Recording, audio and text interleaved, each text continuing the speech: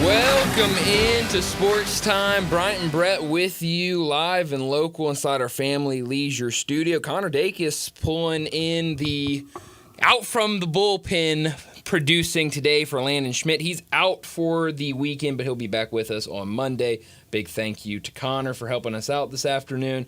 A lot to get to today. Masters continuing to roll right along as we've got the ideal cut right now, and we'll see where it all ends out later this evening. A good day from Rory McIlroy after yesterday afternoon. We talked about a tough finish for him. We'll talk about that. The Grizzlies, they were losers last night in what was a big game against the Minnesota Timberwolves, and now a quick turnaround for them tonight in Denver against the Nuggets. So we'll talk a lot about that as well. Plenty to get to over these next 3 hours. But Brett, how are you this afternoon?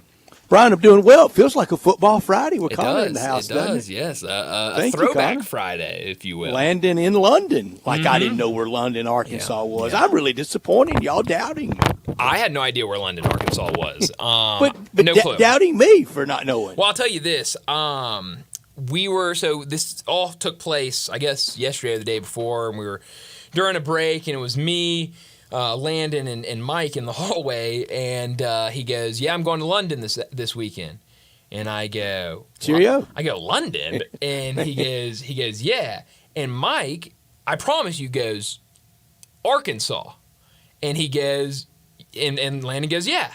Wow. And Mike goes, "I promise you I did not know there was a London, Arkansas. I just took a guess." I go, "You knew there was a London, Arkansas." He goes, "I promise. I took a guess, and I took a swing at it, and I was right." Our Mike has a lot of extensive knowledge of Arkansas with family and stuff over at Roland, but London's northwest of Roland. Yeah, well, London, Arkansas, that was something I learned yesterday. I was not familiar with London, Arkansas before yesterday, but yeah, he's out in London, so I hope he has a good no high school weekend. Football there though. But Brian and a late great friend of mine could be with him on trips, and he's the one that first kind of taught me. It was former United States Senator David Pryor, and I'd be with him campaigning and out with him and with his son, later a senator as well. And he prided himself on any little town we went through. He'd go, "Brett, what's the high school nickname?" And so it would make, the high school football teams would make me learn them. And the favorite one, and people, going to Dallas after you clear through Little Rock before you get to Texarkana, my favorite one was Prescott, Arkansas. Okay. Spelled Prescott. Okay. But the pronunciation is Prescott. Okay. Not Prescott. It looks like Prescott, but it's Prescott. Okay. And high school nickname, the Curly Wolves. The Curly Wolves. My favorite one. All right. We could have spent the entire show guessing mascots. I would have never gotten to the Curly Wolves. And then smack over Arkansas, the Buckaroos. Smack over Arkansas. I love it. So, yeah, I mean, it does not surprise me that Arkansas has the high school nicknames. Some good nicknames over there. That is fun. I wonder if London, Arkansas has a high school and a good team name. Boy, I had no idea we'd go here, and I don't want to start cracking on high school sports. I don't. But I don't like the homogenization of all the high school football uniforms now, almost being copy and paste from the NFL. A lot of logos and color schemes. I liked it when it was when it was unique to them. Yeah, no, I'm with you on that, but it's certainly going the opposite direction, and I think it's only going to get more and more like that as we get further along. But no homogenization at Augusta National. No. It's playing fun. This leaderboard, and it may very well be the case, and that is any fan's right and privilege. If you don't like this leaderboard, then I don't think you're going to like golf post-Tiger and Phil, and we are definitely in the post-Tiger and Phil era. Oh, we absolutely are. But, yeah, I mean, it's a really good leaderboard. Obviously, Justin Rose staying in first for now. But, you look at these names behind him, Bryson DeChambeau, Rory in there, Scotty obviously in there, Jason Day, Corey Connor. There's a lot of really good golfers, in the top 5, even going a little further in the top 10. It's a good leaderboard, and I hope it makes for a great weekend at the Masters. So far, it feels like it's going to be a lot of fun. Jason Day with a major, Shane Lowry with a major. My Shane Lowry was 4 under today. Yeah. Pretty nifty round, and Justin Rose, U.S. Open winner, Bryson DeChambeau, reigning U.S. Open winner, Rory McIlroy and his story, Corey Connors, Mike Ware, the only Canadian to ever win at Augusta National. And until Corey Connors wins a major, I think Mike Ware will carry the title of greatest Canadian golfer ever. But if he ever wins a major, I think it's him, Scotty Scheffler, on the leaderboard. So it's gonna be fun. It's gonna be fun watching the cut line. It's been fun watching the shots. But last night, speaking of shots, shot. Yeah. Was that a Lil Wayne song? No, it's not a Lil Wayne song. That is that's a Lil Jon song. You got the Lil right, but is it half Lil. right? I'll give you half credit for that. Yes, I mentioned Lil Wayne because we were talking before we came on. Maybe the headline of the year, my favorite headline at the Score app. Okay. At the Score X site, it's the app for the Score. Sure. It's the best scoreboard update app out there. It's almost to the second. There's no lag time from like ESPN's is a little slow in others. But the headline said, Lil Wayne mad at Augusta National over Bryson DeChambeau coverage. That's not the only person I've heard upset about the Bryson DeChambeau coverage. Connor's upset about the Bryson DeChambeau coverage. He is not like that. We haven't seen a single shot of his. Is it legit he's being shorted? I think it's more about the coverage of the Masters on Thursday and Friday and not just Bryson DeChambeau, live guy, not getting any shine, because up until 2 o'clock. 2 o'clock is when we get the official broadcast on ESPN. But before that, you have to go to ESPN Plus or to the Masters website, find feature groups, find featured holes. And if you're just watching the featured group, which is what I was watching all morning, they're really just following two groups this morning, and I think maybe two more were added earlier this afternoon. But earlier today, it was Rory McIlroy's group, and it was Justin Rose's group, and he was in. Groups. Those are two really good groups, but Bryson DeChambeau is in neither of those groups, and so I like that Lil Wayne's a fan. You know what, Lil Wayne? I did not know he was a golf fan. I knew he was a fan of. And you say he's coming to Memphis soon? He's coming to Memphis. Yeah, I saw that. I think this morning. He'll be here more than Bryson DeChambeau did. Well, yeah, no, Bryson. Liv's not coming to Memphis in August. I don't believe Bryson DeChambeau will be coming around anytime soon. But I might have to go see Lil Wayne when he is. But last night, the shots, just all over the place. It was whatever you wanted to do, straight line right to the rack, or just really in Bill Raftery world, get the puppy set and shoot like warm up threes. Yeah, I mean, it was just kind of what we have gotten used to here of these defensive woes from this Grizzlies team. At halftime, you look up and the score is 72-67. I mean, just no defense being played by either side. The third quarter hit. Then the third quarter hit, and it was absolutely all Timberwolves. 52-point third quarter for the Minnesota Timberwolves. They outscored the Grizzlies 52-25 in that quarter. Minnesota shot 85.7% from the field and 87.5% from three. That's 7 for 8 from deep. On the other side, Grizzlies held to only 36% from the field and 33.3% from three. That third quarter decided the entire game because fourth quarter, Grizzlies started to make a little bit of a comeback. Even TNT talking about, we just saw the Timberwolves do this a couple nights ago. Are they going to do the same thing? You saw Chris Finch kind of call a timeout to try to settle his guys, and ultimately they were able to be settled, and they ended up winning the game. But if you take away that third quarter, or heck, you hold Minnesota to 35 points instead of 52, Grizzlies are right there and have a good opportunity to win that game last night. Yeah, to a lowly 35. Yeah, I mean, 35, high for a lot of teams in a quarter. But we can do that times 4. That's a lot of points. Yeah, it is a ton. But when you go out there and give up 52 points in a quarter, I mean, very few teams are going to win games when they're giving up that many points in a single quarter. Brian, I'm starting to have too many flashback feelings of how the Grizzlies season is ending to the Tigers. We talk about the abruptness in the NCAA tournament, how cruel it can feel. You're one Friday night at FedEx Forum, confetti cannon going off, nets being cut down, celebrating properly, 16-2, winning the AAC. The very next weekend, you're down at You're down at Dickies Arena in Fort Worth, confetti cannon, cutting down nets properly, postseason. And then that next Friday afternoon by 3 o'clock, it all comes crashing down. Oh, yeah. All comes crashing down. How'd that happen? I was texting with Greg that Friday afternoon. He goes, that was in a blink of an eye, and it is. It's cruel. Yeah. It comes, and you don't know it's coming. The NBA, you either are real bad and not in the playoff picture, and you know for a while, like last year with the Grizzlies, we knew from January 10th, you got to just play the string out. There's no postseason. This year, it's going to end abruptly, I'm afraid, next Tuesday or Thursday night.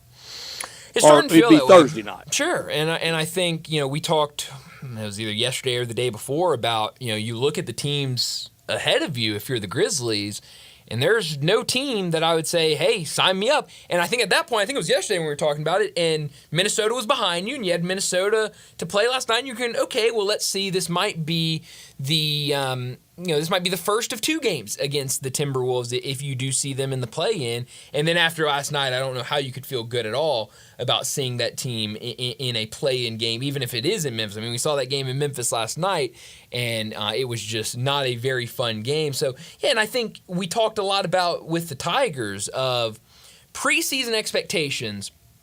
We were – hey, just make the tournament. You make the tournament, and that's a good year. Pretty satisfied. You win the conference, great. You win the conference tournament, big time. You make the tournament. That's all we were asking for. You go out there, it's disappointing.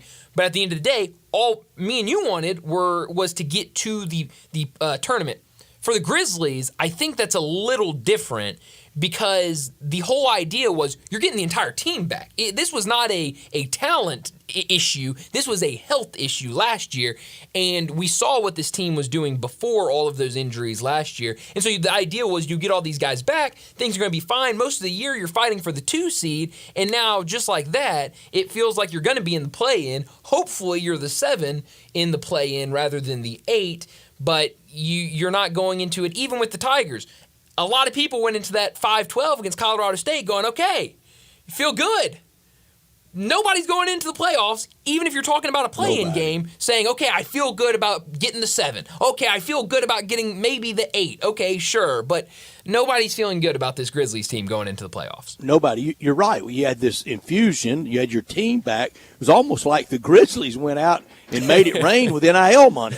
Almost. A whole new team. Wow, look at that. Get everybody back. Forget all Look what the portal did for the Grizzlies. Oh, man. Just get John Morant, Jaren Jackson, Desmond Maybe Bane. Nico would be happy. Oh, yikes, in that situation. Done got ugly, hadn't it? Well, it's done got ugly depending on who you want to ask. I mean, there are a lot of various reporting out there about what's really going on at Rocky Top. So, I don't know. We know what's going on in Memphis, and we know what's going on with the Grizzlies. It's must-win tonight. It's must-win Sunday afternoon. It certainly is, and look, I know the schedules were made way before the season, way before anybody thought about the this traffic jam in the Western Conference, but it's not going to be easy for the Grizzlies. I mean, it sounds like got to their hotels around 4 o'clock in the morning in Denver and now having to play at altitude tonight. So, it's not going to be easy, but you're right. This is a game that they really need to win tonight, and I haven't looked at the line. I would assume Denver a favorite tonight at home. Wow, 6.5 point favorite tonight at home. So at least Vegas thinking Denver will win this relatively easily. But if you're the Grizzlies, you really want to win tonight. You got to win on Sunday, though. That was poor last night, and the other team's star. Played better than the Memphis Star. Yeah. Now, I mean, Anthony Edwards was Memphis Star played well. He played really well. I mean, 36 points. He was knocking down threes. I mean, he was the best player on the Grizzlies last night. It was just so happened that the best player on the court was on the other team, and it was Anthony Edwards, 44 points by him. And then you look at, something we've talked about a lot this season is the bench production. Maybe a lot of times we talk about the Grizzlies being one of the deeper teams in the NBA, and you look last night, Grizzlies, outside of Scottie Pippen Jr., did not get much from their bench. On the other side, Timberwolves get 35 points from their bench unit, and that really helped them outside of Anthony Edwards. But you look at that big three last night for the Grizzlies. John Morant, 36 points. Desmond Bane, 28. Jaren, 23 points. That's 87 combined points from those three guys. Scottie Pippen gave you 16 off the bench. He played well. Outside of that, you didn't really get much from anybody, and that's what really hurt the Grizzlies. Other than Zach Edey, and most of that is because of his size, but that's why he's playing basketball and why the Grizzlies drafted him where they drafted him. Yeah. So remove him from this question. Who's the Grizzlies' best lockdown defender? Currently healthy or just on the team? Currently healthy. That changes things because the answer is Jalen Wells. I guess I'll go Jaren. I don't love the pick, but I'll go Jaren. All right, who's the best wing type defender? I'm getting to my point. I'm getting to. Nobody even got in the way. That's why I'm sitting here trying to just pick at straws for answers because this team. Ja exhorting everybody to play some blanking defense. Yeah. Hey, Ja, why don't you play some? You're on the team, Ja.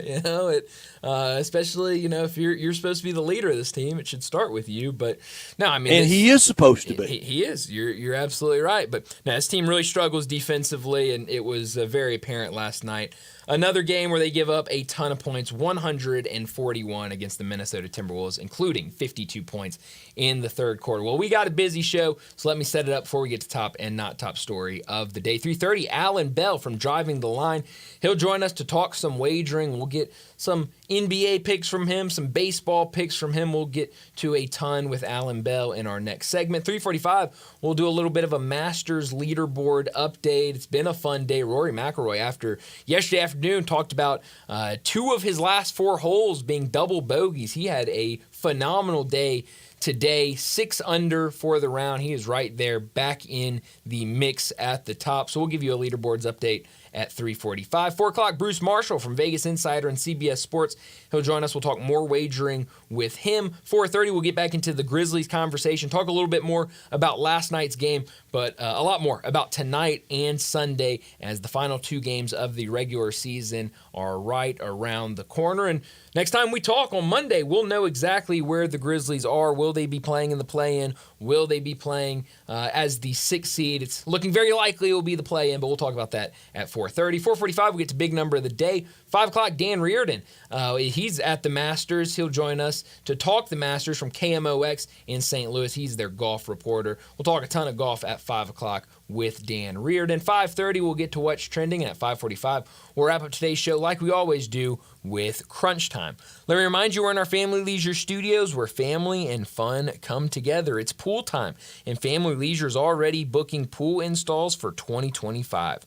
Buy now and get on the list for your pool installation. 2024 pools starting at $19.99 installed. Liner starting at $299. All pool accessories up to 20% off. 5 to 6 person hot tubs starting at $69.99, and swim spas and cold plunge tubs are $2,000 off. Don't forget about patio furniture.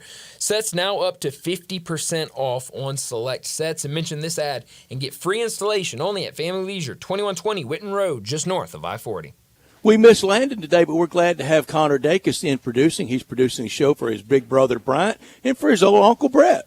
I like it. I plant the flag, Brett. Me and the Dacus boys with you until 6 o'clock. We want you to be a part of our show by texting or calling 901-360-8255. That's the Sissy's Log Cabin text and talk line. All our guests will appear on the Sissy's Log Cabin guest line at 901-360-8255, always from our Family Leisure studio, and this weekend's going to be a perfect time to go visit them. Anytime's a good time, but this weekend will be perfect, and this hour always brought to you by the great people at Lexus of Memphis, the only Lexus dealership in town at 2600 Ridgeway and online at lexusofmemphis.com. Great offers on all 2025 models and always special leasing options. Driving luxury and confidence knowing that every new Lexus comes with complimentary first and second maintenance services. services. Call them at 901-334-9673, but stop by Lexus of Memphis at 2600 Ridgeway and put yourself in the driver's seat of the all-new 2025 flagship LS500.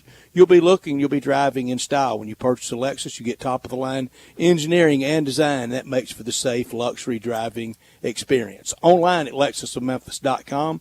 Experience amazing at Lexus of Memphis. Top story of the day. Well, my top story of the day, it's got to be the Grizzlies and their loss last night to the Minnesota Timberwolves. 141-125. It was a game where defense was left at the door for really both teams in the first half. Timberwolves made adjustments at the half and came out, held the Grizzlies to 25 points in the third quarter, 28 points in the fourth quarter. That's day in the office. Most box scores you look at, that's usually what teams score in a quarter. But you see the outlier, 52 points in the third quarter for the Minnesota Timberwolves, a quarter where they shot 85.7% from the field, 87.5% from three. No defense at all for the Grizzlies, and it let them really walk because Grizzlies did a nice job in the fourth quarter, had a little bit of a comeback. It felt like I think TNT was trying to make it a little closer than it was there in the fourth quarter. Oh, Van Gundy. Well, I thought I was through with him after the NCAA tournament. No, hey, you're almost done, just another month or two, and then it'll be all done for the year. But no, you still got him. We got him last night, but Grizzlies could not do enough late to come back and beat the Timberwolves. And now when you look at seeding, the Grizzlies now back in that 7 spot with Golden State jumping them in terms of the way the tiebreaker would work. Tonight, it's a big one against Denver, a game that you really want to win, but it sounds like it was a very late night for the Grizzlies trying to travel to Denver and now playing at altitude. I've never been to Denver, but people tell me it's no joke, and so I've never been to Denver either. I've never been to Colorado. Really? Not even the state. Wow. Well, Brett, you think I'm going to pay money to go be cold? That's, you know what? That's a good point, Brett. I didn't think about that. I love all my friends that love skiing. I want to go before I pass. I want to go. I want to ride the gondolas and see everything. But I love telling people that I'm not going to pay to be cold. They go, it's not cold out there. I said, wait a second. There's snowpack on the ground. That's right. It had to get under 32 at least for that. Yeah, if you're going skiing up there, it's got to be somewhat cold. It's got to be cold, doesn't it? Well, it's a different kind of cold that you don't understand. No, I understand. Brett, me and you are very similar in terms of how we like the temperature. Anything under about 70 degrees, it's I had cold. somebody in the Ole Miss world ask me if I was going to Milwaukee. I said, wrong time of the year for me to go north. And start trying to be colder. Hey, you know what you like. You know what you don't not like. Not going to do it. Now, Brian, you mentioned that Minnesota made some adjustments at halftime. Mm-hmm. And if you want to stay out of this dialogue, you're more than welcome to. All right. I think one of those adjustments was simple effort and hustle. Well, you know what? Sometimes that goes into it, Brett. My top story? Yeah. You can stay out of it if you'd like to, but that's my accusation. Yeah. My top story, the play-in tournament feels like the Grizzlies' 2025 destiny. 47-48 win team in some kind of far-flung, basically loser bracket. Last night was a microcosm of the year, especially against good teams. Ja was great, setting off bombs. Bain with 28, Jaren with 23. Wasn't much else on offense. And not one lick of defense by anyone. Whether it's Taylor Jenkins or Tommy Isolo, there's been no D this year in Memphis. And their star last night, the big star for Minnesota, was a little bit better than the Memphis star. He sure was. He absolutely was. Not top story of the day. My not top story of the day, it is the day 2 of the Masters. Justin Rose, he is still leading the way. Only 1 under for the day, but because of all the work he did yesterday, that still has him, for right now, in first place. I do think there are a couple of guys that maybe could start fighting for that. You look at the guys that are still out there. Corey Connors, 6 under. He's only through 13. He's 2 under for the day. Terrell Hatton is 3 under for the day, 6 under overall. He could challenge Rose by the end of the day. Scottie Scheffler was right there, but now he has dropped now only 1 under for the day, 5 under for the tournament. So maybe we see some competition for Justin Rose by the end of the day, but so far, so good for Rose. But the big winner of the day so far, Rory McIlroy, 6 under for the day after a really disaster finish yesterday afternoon. Was going along really well. We talked about having to sleep on it. We sure did. I mean, he slept well. I guess so, but I mean, it was a great day yesterday until it wasn't a great day. 2 double bogeys in his last 4 holes. We talked about how you can only think about that until you get back to the range. How hard one? Okay, you ready? Please. What's coming next for Rory over the next 2 rounds? Mm-hmm. A 65 or a 75? But I got What's a feeling. next? I got a feeling this is his year. I'm gonna say a I do 65.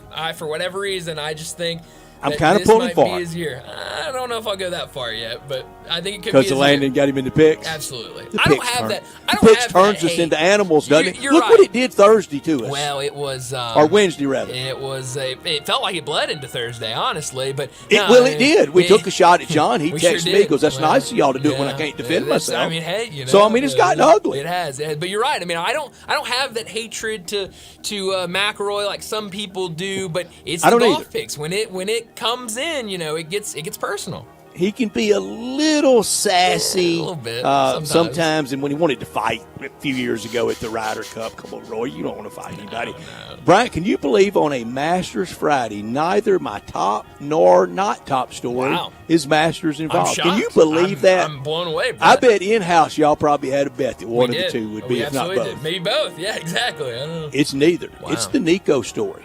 And it's the Nico story, and I beg everybody out there, you can have fun with it. You can pick at Big Orange in Tennessee and Rocky Top and Neyland Stadium and all that. It's coming to a school near you.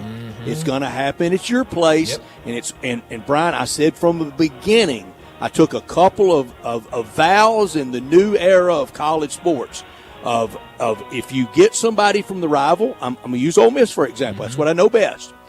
You've got Malik Heath from Mississippi State. Sure.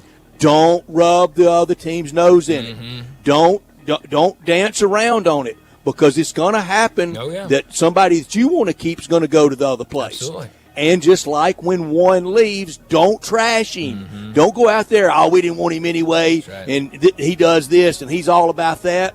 Because you liked him plenty when he was with you. Absolutely. And if you're trying to get those to come in, you can't have it both ways. You're absolutely right. And Tennessee's now having to go through it. You're already hearing people, well, he's not that good. I don't think his arm's that strong. I don't know how much we really wanted him anyway.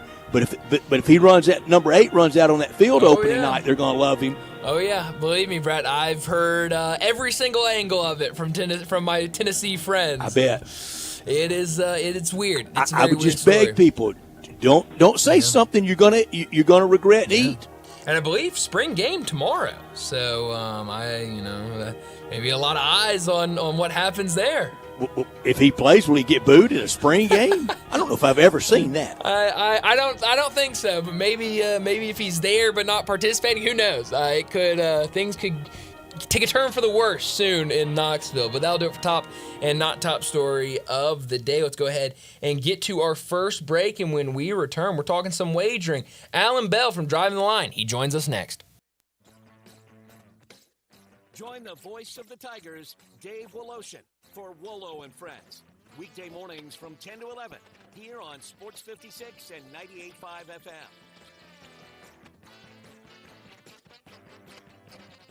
I think a lot about golf, and when I think golf, I think Miramichi. Did you know Miramichi Golf Course offers membership? It's a great way to play more golf for less out of pocket. Their memberships run for $300 a month plus tax, and that includes unlimited rounds and range balls, no extra card fees, priority tee time booking, and discounts in the pro shop. Oh, by the way, there's no initiation fee. Miramichi green fees, they'll allow you to choose the right rate at the right time on the right day for your needs. If morning tee times are more important, you can book up to 14 days ahead of time to reserve your spot. If rate is more important to you, there are discounted evening rates available that you can choose from. Miramichi is now open on Mondays, and you'll find the lowest rate is on Thursday. Sometimes you just need to escape the hustle and bustle of life. Miramichi Golf Course provides just the right place to solve that need. The name Miramichi means place of happy retreat. When you need a quiet, peaceful round of golf, please make your way to Miramichi.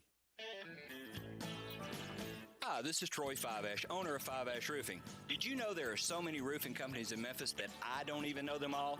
So that begs the question, which one should you choose? So I thought I'd give you a little background about me. My grandfather was a World War II Marine. My father worked for the University of Memphis for nearly 30 years.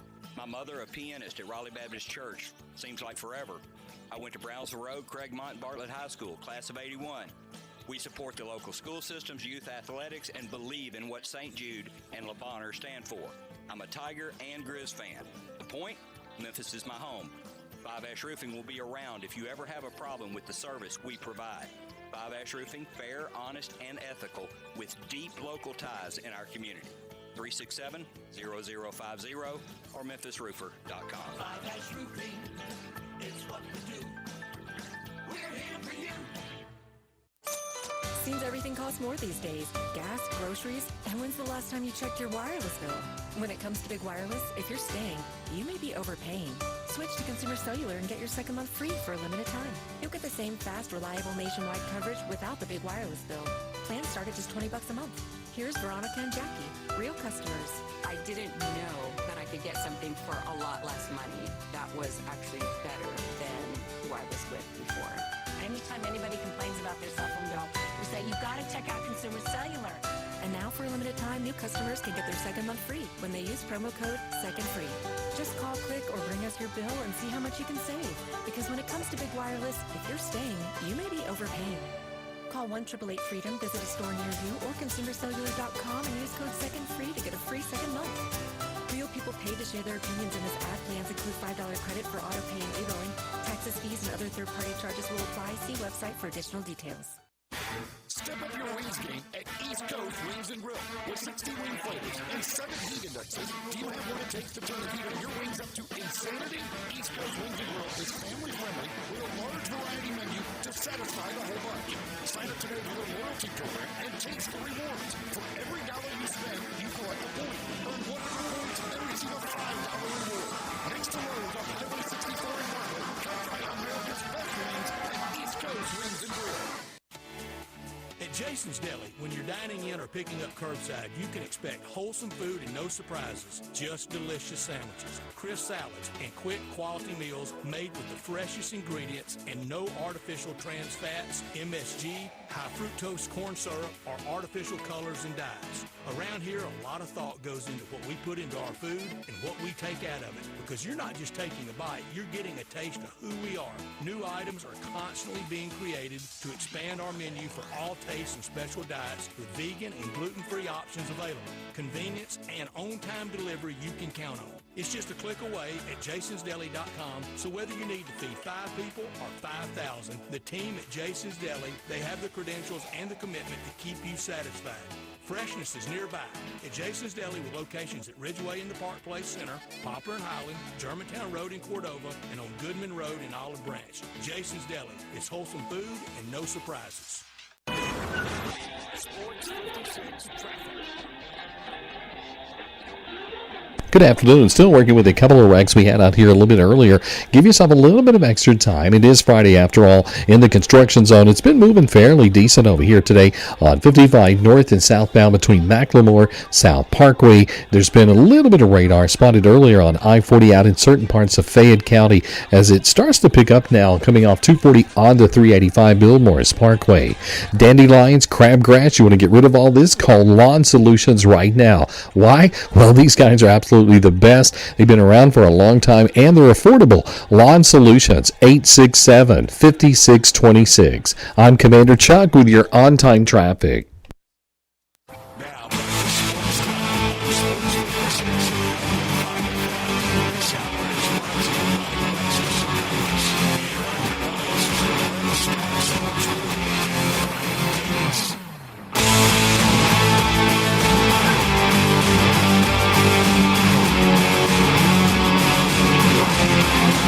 back into Sports Time. Bryant and Brett with you. We're live and local inside our Family Leisure Studios. We're trying to get with Alan Bell. He joins us every week to talk wagering. And Alan Bell, a guy that keeps up with the Tennessee Volunteers a lot. And if we can get a hold of him, that'll definitely be something we talk about, is this Nico situation, because it feels like yesterday the reports came out. You had it as your not top story today, Brett, because it's really evolved since then. Yesterday it was just hey, the two sides are kind of talking about, a new contract for the upcoming season, and that now has progressed to wasn't at practice today. Pete Nakos is doing the reporting, but then Nico's father comes out earlier this morning and says that is all false. But took a shot at Pete. Took a big shot at Pete, and On 3 is sticking by Pete Nakos and his reporting, and I think Tennessee fans are trying to say that, well, Nico's dad said that's not true, so we don't think it's true. It's a weird situation that's playing out in Knoxville right now. I know Alan was in Knoxville this morning, and we visited, and he might have been running late to get back to, and I think I saw on his Twitter feed that he was getting back and doing one of his Driving the Line live shows a little bit later than he expected because of his travel. But that's okay. Yeah. Alan's great to us. But I wanted to get his take on it. And, Brian, this is what I am really scared of. I was joking about our golf picks turned us into animals. Here's what's going to happen with fans. Mm-hmm. And it's very natural. And it's going to get uglier and uglier out at the ballpark, at the stadiums, at the arenas for college sports. Yep. Because it's so averse to what people are used to. Mm-hmm. We're used to the pros making more money than any of us can imagine. Sure. And we're going to have to get used to it in college, and we're not there yet. Mm-hmm. And a big generation, I would say, what do you think the age group is that this is really foreign to them? 40 and up? This is not just a old man 60 and up thing. No, I would say it's, probably I think 40 is probably a good age. 40 and up, probably, yeah. And maybe even some 30 and ups, a little bit confused, off put by the booing and the heckling and the to talk radio host. It's going to make the whole environment so much nastier out at live events. Oh, no, it is. And, we've kind of talked about it before of, there for such a long time there was this kind of shield around college athletes because they're just playing for the love of the game. They're on scholarship, but they're not making money. They're 20 years old, and they got to go to econ class on Monday morning. Exactly. And then, now they're all getting paid. And well, some of them did. Some of them. I loved the, I don't know if you saw this, the video after the national championship. A reporter went around and asked all of the Florida Gator players, what's the next class you're going to? Like, what is the first class you're going to after you won the national championship game? And I thought a lot of them would be like, oh, yeah, I've got, math on Monday, or I guess the game was on. I got math on Wednesday. Right when we get back, I'm going. Half of them were like, all my classes are online. I'm not going to class. Other ones were like, I've got econ, not going. We just won the national championship. Like all of them were like, no. So somebody kind of did what I've been wanting for years in that student athlete question stuff. Did any minder or NCAA rep try to shut the person down? Well, I don't know, because what I am guessing it was some sort of Florida reporter that asked these questions, but I saw it on like a Minnesota Twitter account. So I don't know. It must have gone around the internet before it finally found me, but it was the funniest thing ever. I mean, it was great. It's never everyone. Never in anything, whether good or bad. It's not, it's never everybody doing it. But a lot of this ruse of student athlete, I love the people who go, no, I'm taking everything online. There are a lot of athletes around college campuses now that couldn't find the administration building with Rand and McNally and MapQuest. Oh, man. Well, I mean, I'm sure I've told you this story before. I mean, there was a player, an athlete at the University of Memphis that I was in a class with, and he entered the transfer portal and was gone, was not anywhere near the city of Memphis, but finished out the spring semester because all of his classes were online. And me and him were in a class. We were buddies. And, I mean, he would always – I'd be like, where are you at right now? And he'd tell me, I'm working out down here and, wherever. And, but was doing class and doing all the assignments. But so, yeah, I mean, what athletics has turned into, if you're a student athlete at a university – 90% to 100% of your classes are online now. And so, yeah, I just thought it was a hilarious video from those Florida Gators. I can hear people now go, well, you got regular students that can't either. Yeah, and nobody but their parents are paying for them to go. If they don't go and they're cheating somebody out of something, it's not it's not scholarship funds. And it's nothing new about it. I had a friend of mine that played quarterback at Arkansas, and the running joke was he had the one spiral notebook he bought as a freshman. He had it as a senior and didn't have a single note written in it. That's good stuff. One spiral notebook. That is hilarious. Yeah. I mean, it is what it is. I don't hate it. I don't. It's whatever. But college athletics is changing. We're seeing it. At school, we're seeing it now with what's going on with Nico. And, it's like you said with your not top story. This isn't the first, and it's not going to be the last. This is going to happen at a lot of different places, and people just need to be ready for it. I see right now from Marlon Humphrey's X-Feed, the great defensive back for the Baltimore Ravens, played at Alabama. His dad, Bobby Humphrey, All-American tailback, great ball player, had a long NFL career. He just tweeted out, I'm begging Nick Saban to take over as college football commissioner.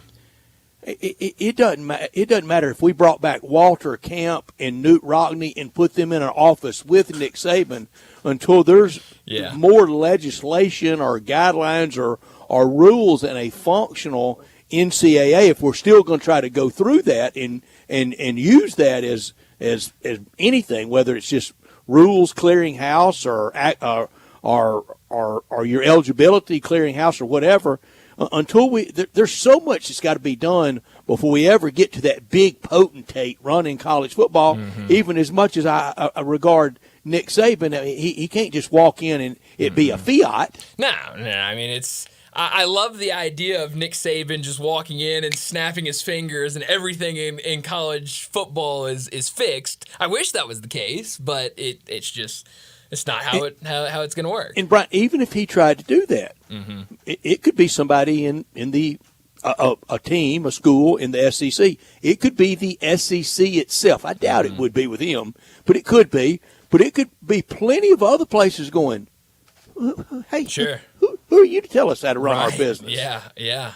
We don't need more SEC influence in college football. Right. That's a very good point. So people that think that's going to be the magic carpet ride, I do think he has a role that can be played, but we're a long way from that. I don't at his age and how great he is in broadcasting and media.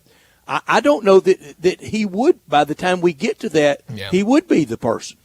I don't think so. I think you're probably right, and I think there are definitely things that need to be fixed, and I don't know who. You think the Big Ten's ever going to let Greg Sankey be the commissioner of college football? No, of course not. Of course not. I don't blame him. No, I mean, I don't think there is certainly not if it's Greg Sankey, the SEC commissioner, but I don't think there's many conferences that if another conference commissioner was like, I'll take over college athletics and I'll run it. No, step aside, not. Boys. Yeah. I got it covered. Here we go. Yeah. Make room. And I don't blame them. And in the SEC, as long as he is breathing and is commissioner of the SEC, Greg Sankey's not handing over power over his teams to anybody else. No, certainly not. Not even to Coach Nick Saban. And no, you're absolutely in a right commissioner about that. role. Yeah, so who knows where it goes, but I am definitely interested to see how good is Nico. I think he's a good player. I think he's a young player. I think that the expectations were sky high for him when he is still very, very young in terms of a college football player. I'm trying to think his best game against good competition. What was it? I mean, what sticks with me is that ugly Yeah. loss at Arkansas. When I saw somebody, The defense was a sieve. I don't remember who it was. Somebody posted today on Twitter about how His however production. many of his touchdown throws were against Chattanooga, their other non-conference, Feasted on Vandy. and Vanderbilt, and then 4 of his 9 touchdowns were against Vanderbilt in SEC play. I think that one throw against Alabama sticks out to me, but that was one throw. Before that, he had really done nothing in that game. That was a game where they really dominated with the run, and that was kind of what the whole season was. It was, let's dominate with Sampson on the ground, and then when we need a throw, let's trust in Nico to try to make it. And it was a classic tailback tight end offense. Oh, it absolutely was. And the throws were kind of safe and really weren't, he wasn't on the back foot a whole lot. He was running around a lot. No. And he got a lot of mileage out of that early win over what proved to be maybe the worst Oklahoma team I've ever seen in my life. Yeah, no, you're exactly right. I mean, when you have a young quarterback, I think that kind of, running back, tight end, safety net is a good thing. But, at the same time, the expectations were, there were people before the season started that said he could be in the Heisman conversation, which was crazy. But, there were people out there. It was better than that. It was better than that with Nico. Well, remind me. He wore uniform number 8, and they were comparing him to uniform number 16 in Tennessee. You're right about that. Peyton Manning. Mm-hmm. You're absolutely right about that. Yeah, there were a lot of comparisons. So who knows? It would be rough. And I would tell Tennessee fans, be careful with the ugly tweets about him, because other places are saving those. Oh, yeah. And they're going to show potential recruits and NIL bonus babies. Look, this is how you'd get treated there. Yep. No, you are. Everyone's using that. They're going to have the fuel, and they're going to use whatever they can get to try to change his mind and maybe have him enter the transfer portal. This was Chris Lowe tweeted this, and the last thing before we'll get to a break. Chris Lowe from ESPN. Yeah, that was it. That was a good one. Tweeted this out about an hour ago. One thing to add here is that Josh Heupel and Nico have a very healthy relationship, but this is not the first time his reps have talked to other schools over the last few months. Also, the SEC doesn't allow transfers within the conference during the spring portal. So the biggest thing there being that this isn't the first time. You're not going to play against him. No, you're not. Sure, you're not going to play against him, but also that this is not the first time. We have one source that's telling us he's talking about contracts, and there's a chance, maybe something happens if he doesn't get a new contract. And now we have someone from ESPN saying this has been happening. This happened before. This isn't the first time that his people have approached and that they've talking to other schools. They have talked to other schools over the last few months. So it's definitely something to keep an eye on for Tennessee as they wrap up spring practice. But let's go ahead and get to a break. When we return, we're gonna talk Masters. It's been a fun day. We'll give you a little bit of an update. Justin Rose, he is still in first place, done for the day. A 71 today, but had that 65 yesterday. He's 8 under for the tournament. We'll talk Masters next on Sports Time. Broadcasting from the Family Leisure Studio, we are Sports 56 and 98.5 FM.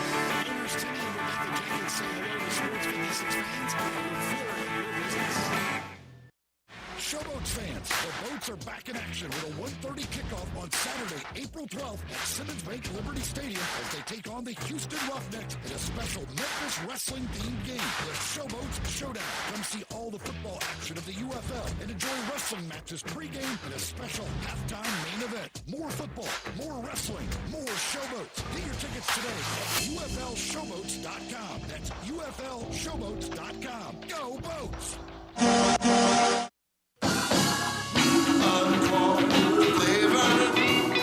Corky's barbecue. Cooking it up. Down home way. Hit me smoke flavor like a good old day. Hey y'all, Jimmy Stone over here with Corky's Barbecue. Catering is our specialty.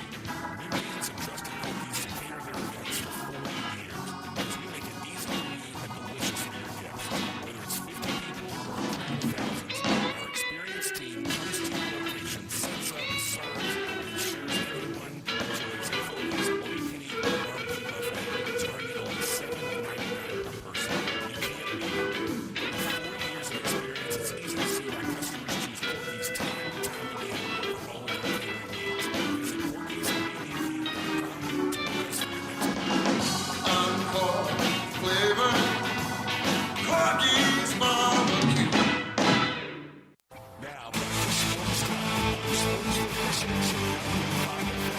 This hour is brought to you by Lexus Sports.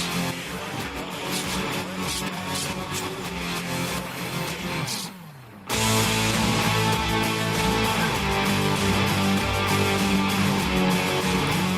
Well, day 2 at the Masters has been a lot of fun. It's certainly been a lot of fun if your name is Rory McIlroy. Now T3, 6 under for the day. That makes him 6 under for the tournament. He is rolling right along, but it's still Justin Rose, who after his 35 yesterday only needed to go 1 under today, still has the lead, has guys behind him. Bryson DeChambeau, a good day for him, 69 first round, 68 today. He's 7 under for the tournament, but guys still out there that could make that push to try to get there close, maybe even tie, maybe even pass Justin Rose. But right now, Brett, through 2 days, it's been all Justin Rose.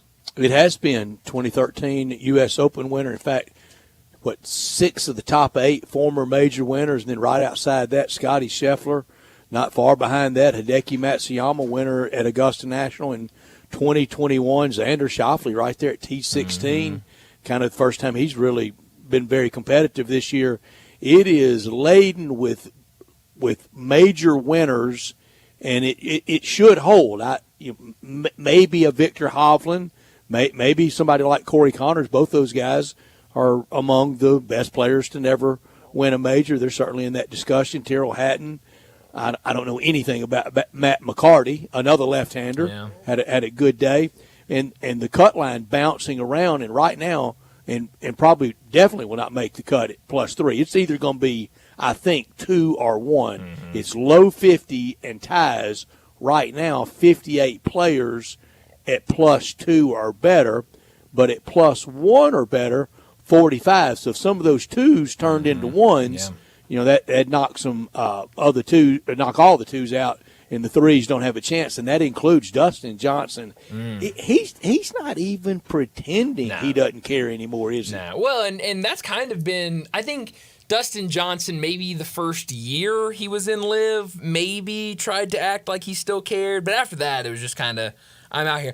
Life's good. Life's good for him, He's making a ton of money. His father-in-law is the great one. I mean, who's got it better than Dustin Johnson? I mean, he couldn't spend all the great ones' money if he tried, much less what he is rightfully made on his own, and then what he got from LIV.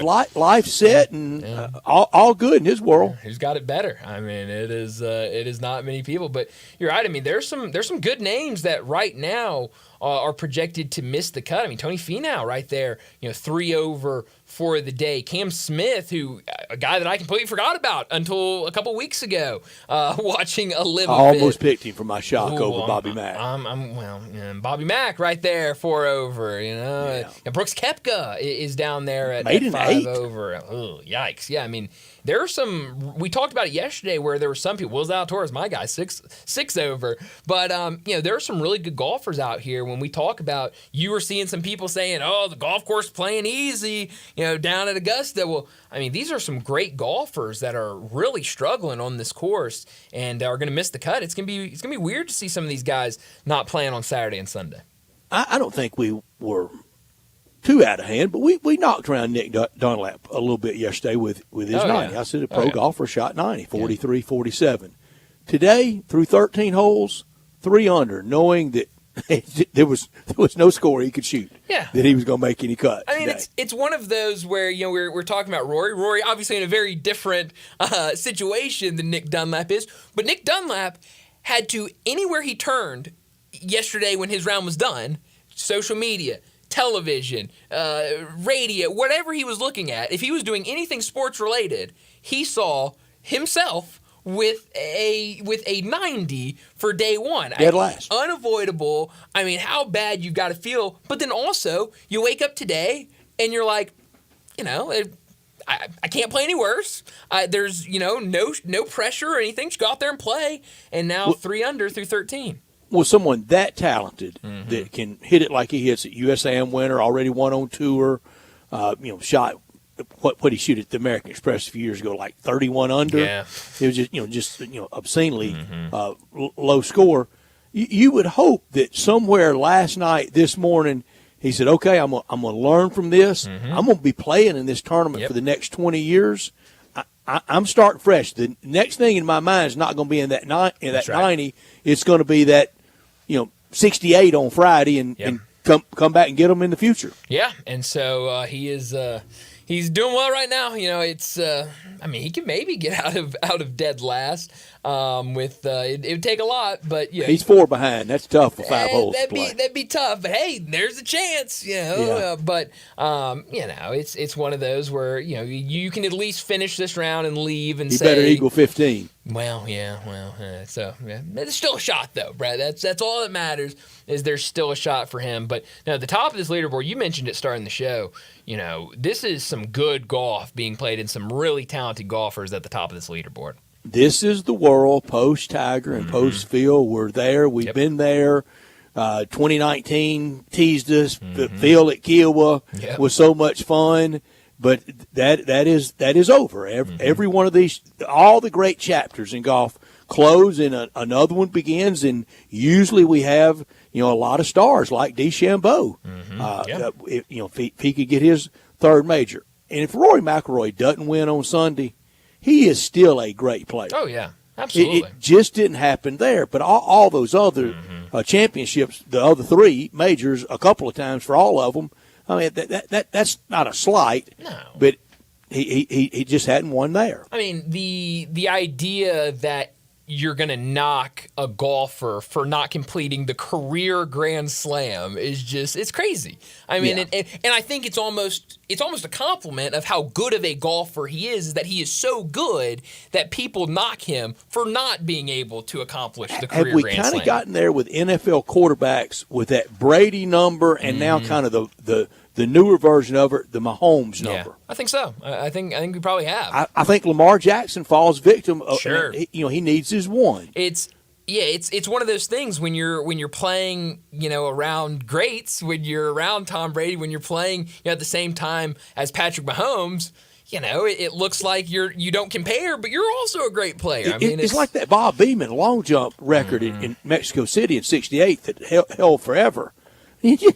Everybody that takes off jumping is not going to do that. That's right. That's exactly right. So now a lot of fun at the Masters right now. We'll keep you updated with everything going along the rest of the afternoon. But we need to wrap up this hour and get to a break. And when we return, we're going to talk some wagering. Bruce Marshall from Vegas Insider and CBS Sports. He's going to join us. We'll talk some NBA, full slate of NBA action. Every single team going tonight. Everyone off tomorrow, and then everyone going again the final day of the regular season on Sunday. So we'll talk a lot of NBA. We'll get his thoughts on the Grizzlies. Might get his thoughts on Nico as well, the situation going on in Knoxville. We'll do all of that next on Sports Time.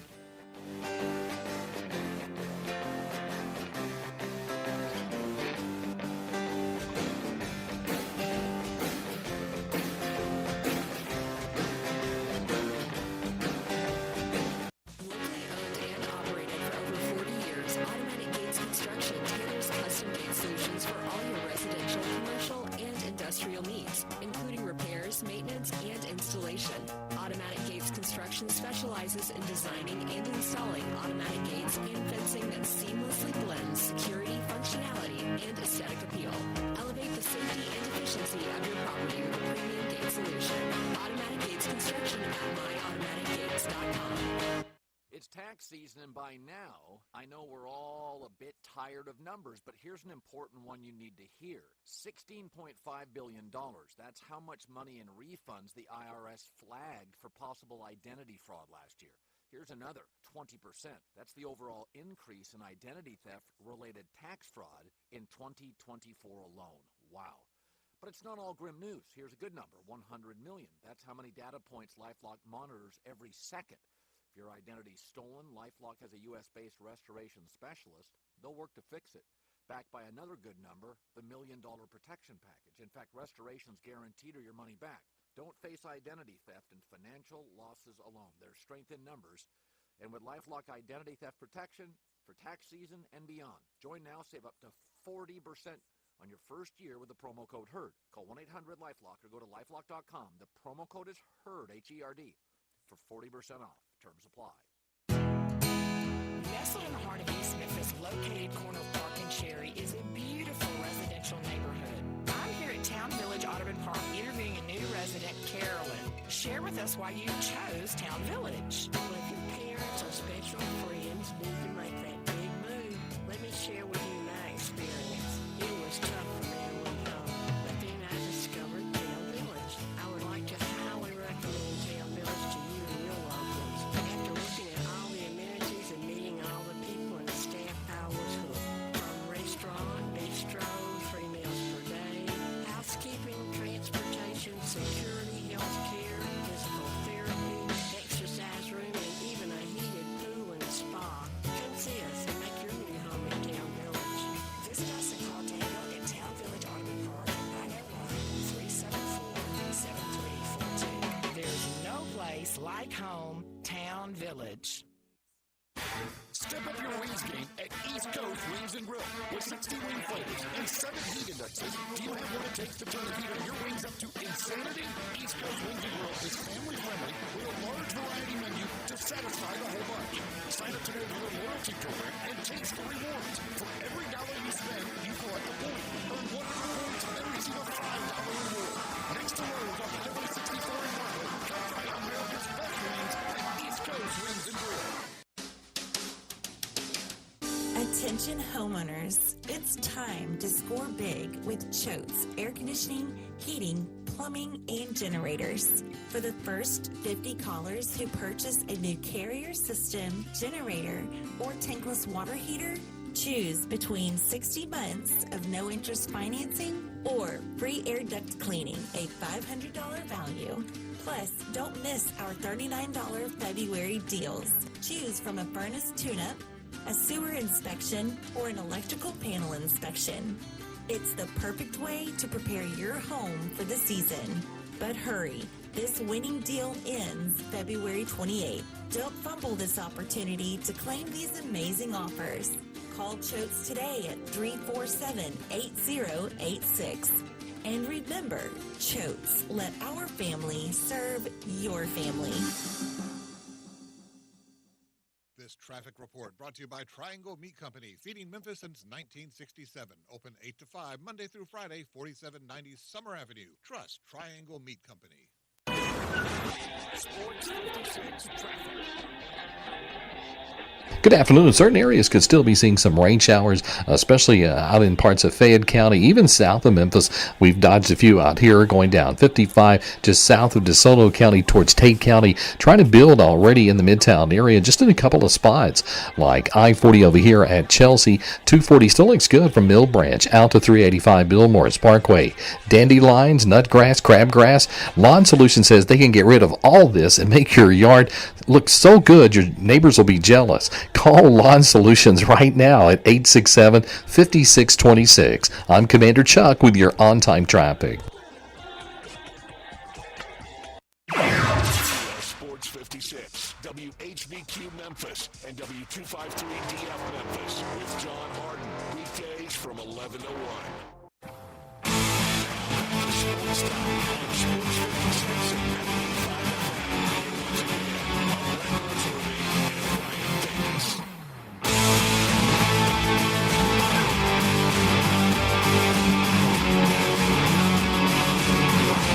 Welcome back in Sports Time. Bryant and Brett with you live and local inside our Family Leisure Studios. And joining us now to talk some wagering, Bruce Marshall from Vegas Insider and CBS Sports. He joins us now. Bruce, I know we want to get to a lot of games, but let's start with this story out of Knoxville. Nico, maybe a situation happening, wanting a new contract. It was reported yesterday afternoon, then it was reported earlier today he was not at practice. What do you make of this story out of Knoxville? Agent, and that's just crossing your fingers. And he's alienated, risks unless he gets back there quick. He is risking alienating his teammates. He's risking alienating his coaching staff and also the fan base, which is pretty extensive, and it's all the way out there to Memphis from Knoxville and everywhere else around the state and the region. And you really wonder about this stuff, and I think it just brings all this nil stuff back into the under the microscope. And what's a contract worth? I mean, was this a 1-year deal? Was this a 2-year deal? If it was a multi-year deal, do you just back out of it and demand? I mean, this is. Scott Boras wouldn't even do stuff like this. I don't think. The bigger is it question: a handshake? Is it written? Is it verbal? Is it on a cocktail napkin? What is it? I know. That's right, Brett. I mean, who knows where it is? But it's funny because I'm not sure Nico's really worth it. And I mentioned to Brett earlier today, I was doing Showdown Baton Rouge with Charlie Hannegriff this morning, and he went down a list with me. He said, okay, now who do you take, these returning quarterbacks in the SEC, Diego Pavia or Nico? And I said, I'd take Pavia. And he said, DJ Lagway or Nico? And I said, Lagway.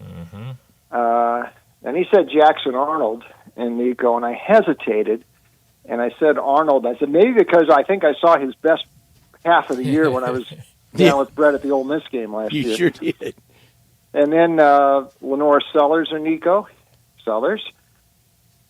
Taylor Nussmeyer or Nico? Nussmeyer. No doubt. Taylor Green or Nico? Now, this is kind of tough. Healthy Taylor Green's a little better argument. He beat him last year. Yeah. He did. And so, I mean, is Nico really worth it? Personally, I think he is a notch down from Joe Milton and Hendon Hooker from the Wait a second, Bruce. years. We left one out in Big Orange World. Arch Manning or Nico? Oh, of course. Yeah, Arch Manning. Yeah, that's right. Although he didn't start last year. Well, a little bit he played last year, but you're right. I mean, I'd take Arch over Nico, too. But all those returning starters, I don't know if he's better than middle of the list. I think he was well down the SEC passing chart last year.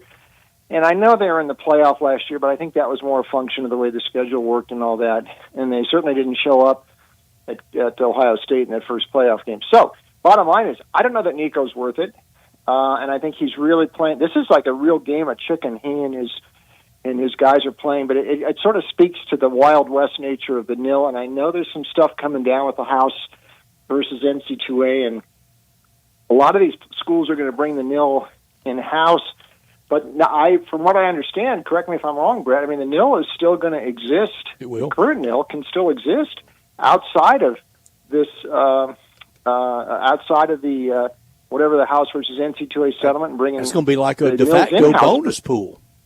It is, and a lot of these big schools are going to want to still have that outside nil. So, as far as I can tell, that's still not going anywhere, even if there's going to be some different rules for the in-house nil stuff going forward.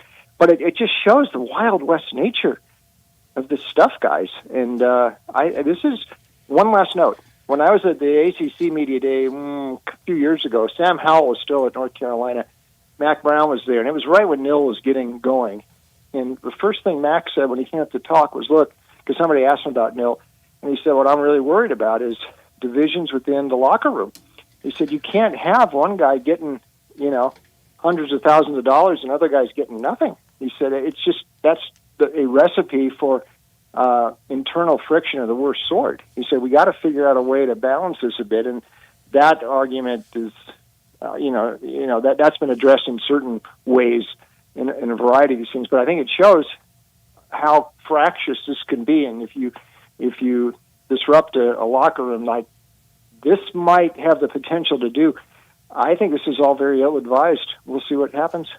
And Bruce, it's so many layers to it. Football, the ultimate team sport. One bus, we all bus, especially in an offensive line. And so let's say, whether it's Nico or any other of these quarterbacks that are making the big money that they, in the SEC world, certainly all are or will if they're any good. So Tuesday night, I take everybody out for pizza. Man, I don't need any pizza. I want a piece of the real pie. I want some of the cash. Yeah. You're right. If I'm that left tackle.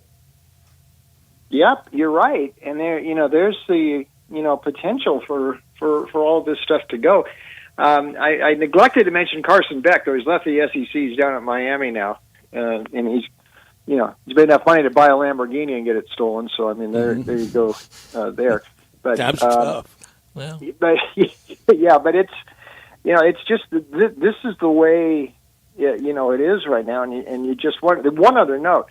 I think another problem here is to open up the portal again in spring after spring football.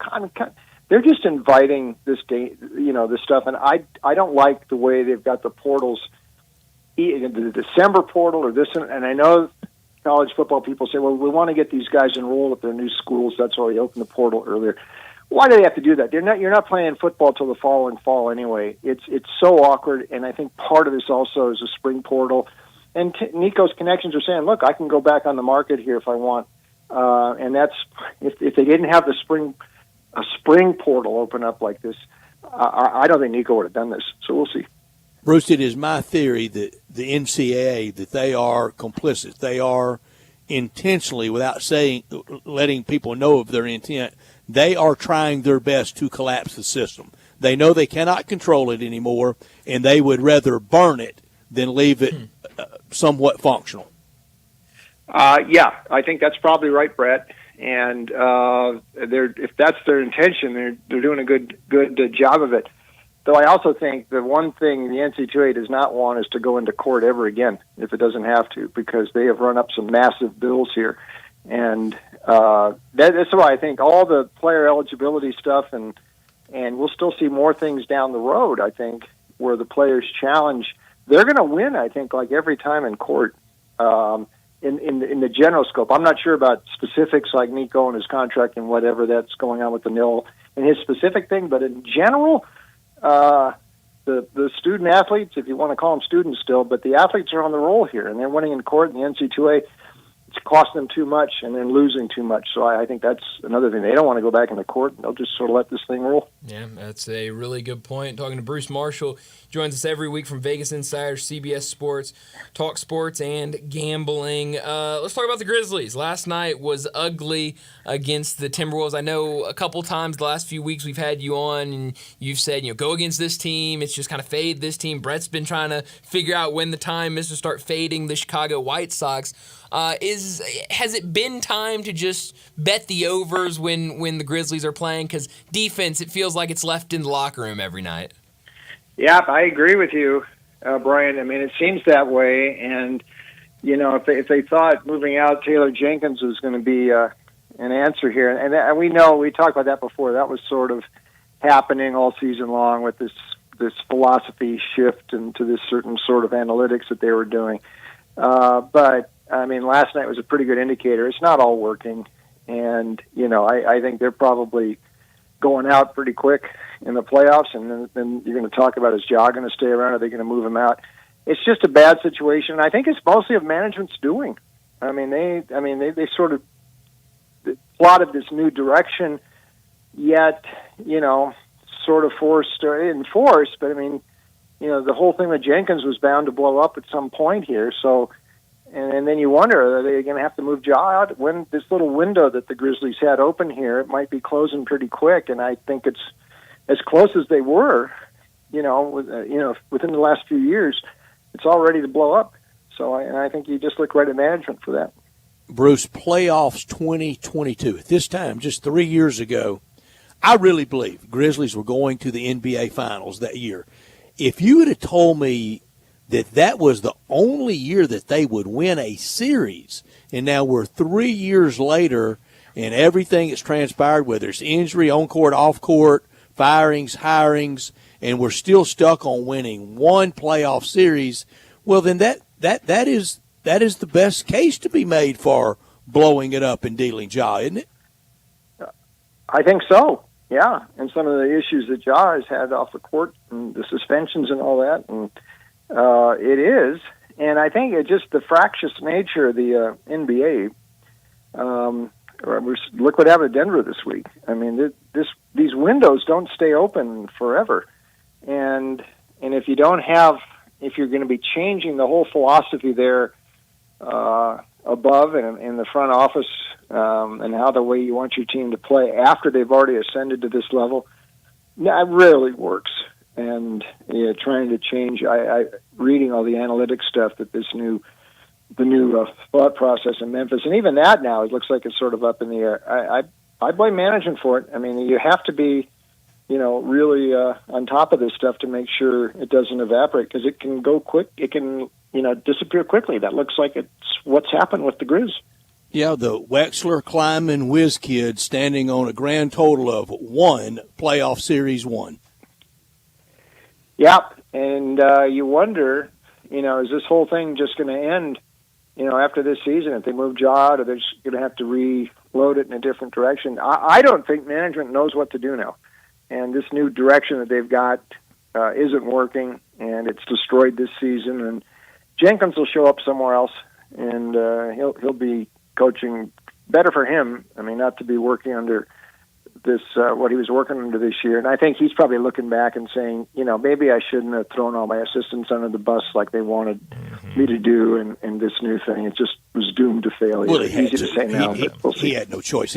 They walked in and told him, meet your new assistants. Yeah, and he just had to go along with it. But he might be thinking, maybe I should have told him, do what Bud Carson did at Georgia Tech in 1972, and they said, you're hiring all these new guys, and he said, no, I'm not, I'm out of here. So maybe easy for us to say not getting paid, but I mean, that's and we didn't hear from Georgia Tech again until Bobby Ross was coach. I know, yeah, that really worked out for Georgia Tech, didn't it? It sure did. Last week when you joined us, you said go against the Wizards, a team that's playing a ton of young guys. They're just waiting until the offseason here. They're actively trying to lose to try to be there in the Cooper Flag sweepstakes tonight. Every team in the NBA is playing, but they're on the road against a Bulls team that will be in the play-in. 15.5 points the Bulls are favored by. Is this another spot where you say go against the Wizards? I did. I went with the Bulls tonight, though a little caution. I mean, the Wizards, they lose to the Sixers the other night. That's not so good. They did have a couple of efforts here where they snuck inside of some hefty point spreads. But you're right. I mean, their job this year is to place where they are in the lottery, and which, by the way, I mean, they sort of flatten the odds in the lottery. Nobody's going to get better than a 14% shot at the top pick. So I think that's sort of why these, in their infinite wisdom, the NBA, they create a new system where then there are several teams trying to tank at the same time, and the Wizards are just one of them. Yeah, it's a tank of for palooza dubious. I'm not sure Cooper Flag's worth it, but we can talk about that more when we get closer to the draft. But tonight, the other thing about the Bulls, win here tonight for Chicago, they wrap up at least a home game in the play-in. And they've been in the play-in, the last few years. So, I mean, that they'd be in the 9-10 game at least, and they still have a chance to leapfrog Atlanta. They need the Hawks to help them out to get to 8. But as long as you're going to be if you're going to be a 9-10, you'd rather be the 9. And they win tonight, they'll at least be at home against Miami next week. And Chicago's had some pretty good efforts lately. And you've seen Kobe White really put up some really big scoring efforts. Giddey has had some big efforts, and Washington just can't keep pace. They're scoring about 98 per game in their last 6. There's just not enough offense to keep pace. The Bulls, I'd lay the points tonight, sure. Bruce, back to college, and Monday night, the Florida Gators crowned the champions of college basketball with their win Monday night over the Houston Cougars in a thrilling final of an exceptional Final Four weekend. Do you think the Florida Gators in college basketball, are they a blue blood? Yeah, I think so now. Though I'm not sure what that means anymore. I mean, if UCLA's a blue blood, I don't know what it means either, and I don't even know what I meant by the question. Yeah, I mean, if Indiana's a blue blood and UCLA's a blue blood, I'd rather be Gonzaga or somebody else. UConn's a blue blood, aren't they? Yeah, but I think so. I mean, you win 3 in 18 years. Is that it? That's 19 years. I mean, that's good enough, and they've been a contender. And sure, I mean, I think that's the ultimate validation of it. I mean, I hear some people wondering, well, is UConn a blue blood? Of course they're a blue blood. I mean, you can't. I mean, 6 national titles. I mean, Three different coaches. 3 different coaches. I mean, 25 years. Of course they are. Although I'm not sure what that means anymore because, like we said, Indiana and UCLA hasn't helped them out. But yes, I think they're there. Having said that, and this team really fit together, and I love the way this team played defense. I think that's what turned around that game on Monday night. But, I mean, all those guards are gone after this year, and Florida ain't going to be back in the Final Four next year. Of those teams that made it to San Antonio, Houston might actually have the best chance to get back there next year. Big-time recruiting class coming in. They've already landed Pop Isaacs from the portal. He's hurt Moses here at Creighton, but we've seen what he could do before at Texas Tech. So they actually might have the best chance to get back, but that's the other thing. I mean, this stuff, you got your one chance. You better take it. Florida took it really good, and that validates, the hire of Todd Golden. He did a very good job. It's a lot of new age stuff, a lot of analytical stuff, but there was a hard edge to Florida too, and it was on the defensive side. They can talk about analytics all they want. On defense, though, it comes into grit and hard work, and Florida certainly showed that. It did. Bruce Marshall, our guest on our Sissy's Log Cabin guest line. He's with Vegas Insider and CBS Sports, and also at Winners and Winers. And you can follow him all over those places and get a lot of great information. Bruce, I was asked that question this morning on a show about Florida, and I said, yes, they are blue blood in college basketball. The host that asked me then rejected my premise. I said, well, let me ask you a question then. If they're not, let's go with they're not. Are they in football? He said, yes. I said, well, they've won it 3 times in football, and they've won it 3 times in basketball. Yeah. Yeah, man. They haven't been that close in football for a while now. But no, I agree. I mean, it's there, and for whatever that question means nowadays, I mean, Florida, they're an elite program. My definition now of that is if a team can win a national title and do it and get to a Final Four multiple times within, say, a 5-year period, that's good enough for me. And I think Florida, checks the boxes there. They haven't been to Final Four in a little bit, but the way there's a lot of SEC teams that maybe think they're blue bloods. Kentucky hasn't won that many titles in the last 26 years either. So, but Florida's there. I think they're in top tier for sure. Yeah, I'm definitely with you on that. Before we let you go, Bruce, anything else you like in the NBA tonight? Yeah, usually I'm going to give the Lakers a shot here tonight. They can, if results go right, they can fill up the Pacific here tonight. I think they're out of they're above the play-in cut line, but this is mostly anti-Houston because Houston's already locked in and locked into the second seed in the West. They won they've already got the Southwest sewn up. They laid their cards on the table against the Clippers the other night. 6 of their top 7 scorers didn't play, and they lost pretty heavily to the Clippers. So tonight, 9.5, 10, I think the Lakers probably get them tonight and handle that against an understrength Houston. Still, some of these teams that aren't gearing it down still have something to play for. Trying to find some of those tonight. One is interesting when the Clippers are playing the Kings tonight. They're both in the playoffs. The Kings are fighting to stay, much like the Bulls in the East. They at least want to get the home court against Dallas in the play-in game. So there's some motivation there for Sacramento. And the Clippers are still trying to stay above the play-in cut line, and they've played very well the last month and a half, 16-3 their last 19. The only guy who might miss tonight is Norman Powell, though I think they just held him out as a precautionary the other night against Houston. This is very big for the Clippers. So what added up there in that game, I think you'll see points. Both these teams are scoring a lot of points lately, mid-220s on the total. I don't think that's high enough. I think these teams go over tonight in Sacramento. I'd also keep an eye on the Clippers. I might even slight vote on them. I think this is the team with all the pieces. If everybody, all hands are on deck, and that means Kawhi, and it means Harden, and it means Powell, Zubac, this is the team I think might be the stealth contender in the West who could emerge from this thing. So just 2 months from now, remember I said that. Watch out for the Clippers. Yeah, it's going to be a fun night of basketball. Bruce, where can we find more of you? Yeah, thanks, Brian. Check me out online, as Brett said. All my old places there, VegasInsider.com. CBS Sportsline, sportsline.com, picks there, plus the picks with a different twist of these new places. Kind of neat. That's winnersandwhiners.com and picksandparlays.com. Bruce, as always, thanks so much for joining us. Enjoy the weekend. We'll do it again next Friday.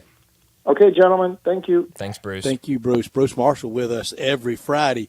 Minimum bid to be considered a blue blood. Don't you have to have won it 3 times? You can't be too blue at 2, can you? Yeah, I think 3 is probably a good number. That feels pretty safe. Syracuse, 1 ever. Not blue blood. Yeah, I don't think so, but awfully close. Awfully close. Michigan, close. 1 ever in basketball. Yeah, I would say no, but close. Awfully close. No.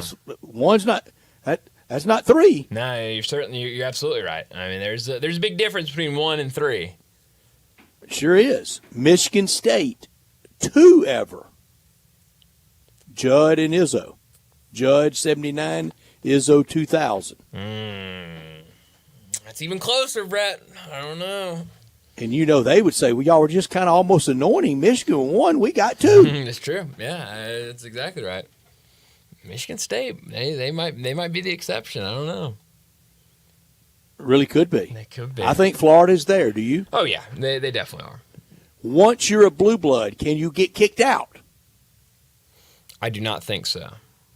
I mean, I don't either. I mean, you get in the club. Yeah, I mean, if we're saying you got to win, I don't 3, want in your janky club if you're going to kick me out. No, I mean, you talk about some of these, but poor behavior and lack of But I mean, doing anything. There's some programs out there that have not been good in a very long time that we still talk about in terms of dominance. I mean, UCLA is certainly one of them. I think you could put Indiana in there. I mean, sure could put Indiana there. Those are 2 schools that, when you think of college basketball greats, they're in the conversation, but they haven't done much lately. Louisville. You could I wouldn't put Louisville there yet. 1 in 13. It's getting close. Yeah, I mean, 13. And they did win it. I know the NCAA wants to Sure. sanitize it and make us think that they didn't. Yeah, no, but we have functional brains and we know what we saw. I saw broken bones to win that national championship. We saw a protruding bone. I will never forget that image. So I will never forget that they won the national That's championship. in the bad injury list. We left that out the other day. Yeah, I didn't want to bring it up. It was. Well, I revised my all-time top 20. You ready? Give it to me. Just with the Final Four appearance, and it toggles 1, 2 every year. Mm-hmm. I moved Duke back to 1. Okay. All-time North Carolina 2. Number 3 UConn, 4 Kentucky, 5 UCLA, and that's too. I know that's too much to the past for me. It's just hard for me to change. That's an old habit of mine. 6 Kansas, 7 Indiana, 8 the Florida Gators. I like it. 9 Louisville, 10 Villanova, 11 Michigan State, 12 Syracuse, 13 NC State, 14 Arizona, 15 Arkansas, 16 Michigan, 17 Vegas, I don't know about that, 18 Maryland, 19 Georgetown, 20 Virginia. My 17 through 20 is really shaky. Yeah, I mean, but I think that's how it probably should be. Somebody's got to be there. Yeah, when you're ranking, these all-time programs and you're going all the way down to 20, it gets a little that's shaky since at some 1972 point. for Ohio State and Cincinnati. People would say, hey, what about us? Yeah, I mean, hey, I love the list. I love where Florida is after winning that national championship, and I think they absolutely are blue blood. I mean, it is impressive what they've done. Sure, there were some down years, but I mean, not only have you won 3, you've won 3 in the 20th century. That's pretty darn impressive. Florida really didn't start their basketball prowess until the 90s. Yeah. My time frame, 72 to now, they didn't really scratch 72 to 94. That's right. So, I like where you've got them. But let's go ahead and get to another break. When we return, we got to talk more Grizzlies. A loss last night, 141-125 against the Minnesota Timberwolves. But tonight, right back at it, 8 o'clock against the Denver Nuggets. We'll talk that next on Sports Time.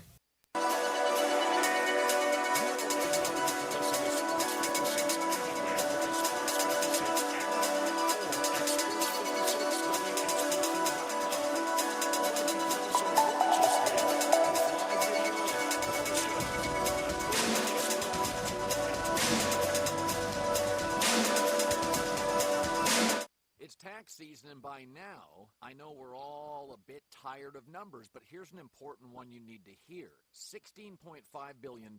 That's how much money in refunds the IRS flagged for possible identity fraud last year. Here's another 20%. That's the overall increase in identity theft-related tax fraud in 2024 alone. Wow. But it's not all grim news. Here's a good number, 100 million. That's how many data points LifeLock monitors every second. If your identity's stolen, LifeLock has a U.S.-based restoration specialist. They'll work to fix it. Backed by another good number, the $1 Million Protection Package. In fact, restoration's guaranteed or your money back. Don't face identity theft and financial losses alone. There's strength in numbers. And with LifeLock Identity Theft Protection for tax season and beyond. Join now, save up to 40% on your first year with the promo code HERD. Call 1-800-LifeLock or go to LifeLock.com. The promo code is HERD, H-E-R-D, for 40% off. Terms apply. Showboats fans, the boats are back in action with a 1:30 kickoff on Saturday, April 12th at Simmons Bank Liberty Stadium as they take on the Houston Roughnecks in a special Memphis wrestling-themed game, the Showboats Showdown. Come see all the football action of the UFL and enjoy wrestling matches pregame and a special halftime main event. More football, more wrestling, more Showboats. Get your tickets today at UFLShowboats.com. That's UFLShowboats.com. Go Boats! Since 1948, in the alley, the Rendezvous. I'm with John Burgess. John, what's going on in the Rendezvous? Brett, after 76 years, we've decided to expand our product line. Anyone who's tasted our ribs is familiar with our vinegar base. It's now available in the 32-ounce jar.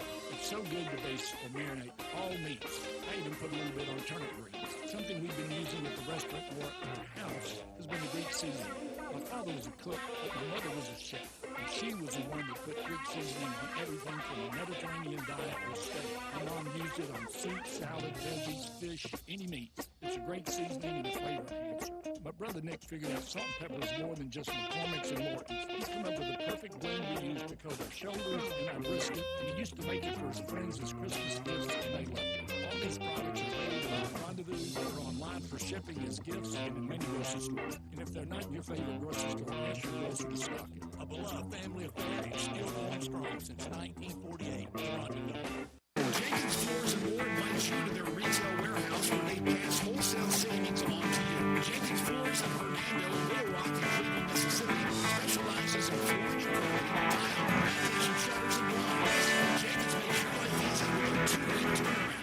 Contractors, builders, or family projects call 662-469-9350 for a free estimate. Owners Timmy and Rebecca Jenkins say hello to Sports56 fans and look forward to your business. This traffic brought to you by Brinson Tax Service. They protect you like family. Sports 56 traffic. Afternoon, trying to build on some of the major outbound routes. Still seeing some rain showers in certain parts of Fayette County. Be careful as you head up I-40 there towards Fayette County. Again, some stray showers out here as it picks up on 240 getting on to 385. Bill Morris Parkway still looks pretty good right now, headed on out towards Collierville. Weimer's Jewelry, your diamond engagement ring headquarters. Go by and see them this weekend at Weimer's Jewelry, 7525 Highway 64. I'm Commander Chuck with your on-time traffic.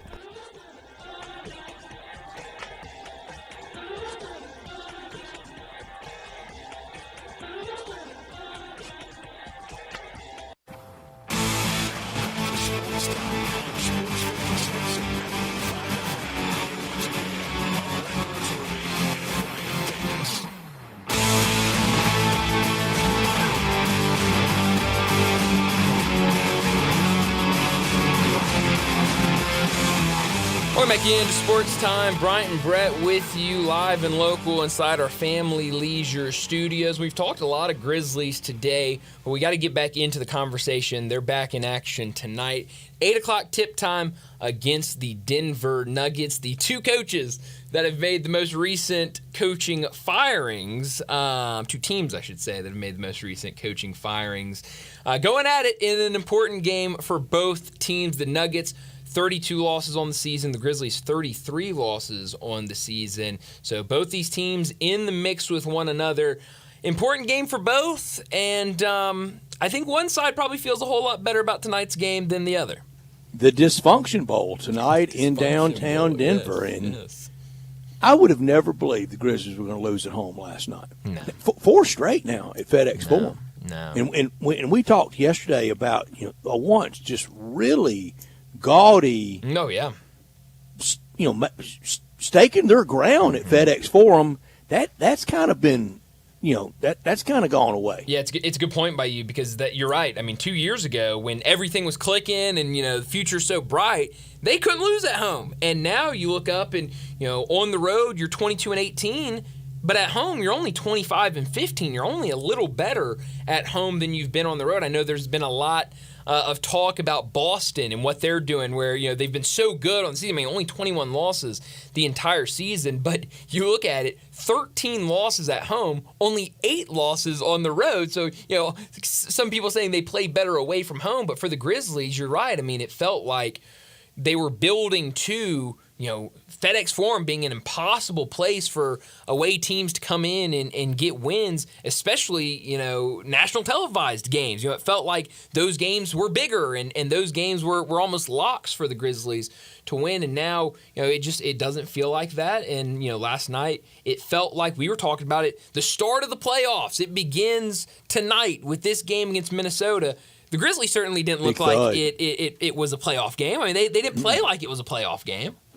And I have questioned effort. I've questioned motivation. How can you not question the dysfunction of the coaching staff, of the biggest voice around the team? And especially when your superstar, who played really well last night but was outplayed by the other team's superstar, it feels like he's much more consumed about the stupid celebration stuff. Oh, Brett, we don't call them celebrations here. Sellies. Excuse me. Yeah. And you said that originated from hockey. I don't want to say it originated from hockey. It's very big in hockey. Like hockey is the sport where you hear people call it sellies a whole lot more than they call them celebrations. It sounds like such a tool term. I'm shocked it didn't come from baseball. I mean, Brett, maybe dust up on your hockey because baseball and hockey, they're very similar in that aspect. I was thinking earlier, if Corey Connors won the Masters, that would be 2 Canadian Masters winner since they last won the Stanley Cup in '93. Take that, Canada. I had no idea where that was going, but yes, you're exactly right. Ja, please, would you concentrate on basketball? I don't need you covering your ears up. I don't need you throwing smoke bombs. And for him and for anybody that plays into kind of he's aggrieved or he's being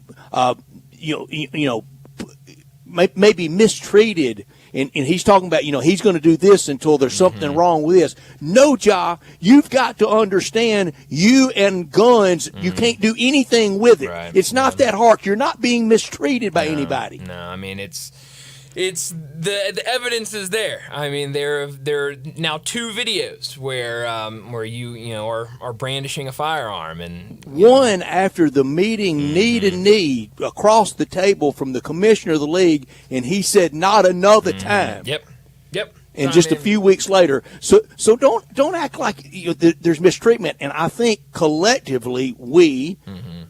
Not every single person in it, but more in the broad, the media, trying to kind of be down with the home team and down with Grizz fam that he's being mistreated. No, this is the time in a nice, firm manner. Ja, no more. Yeah.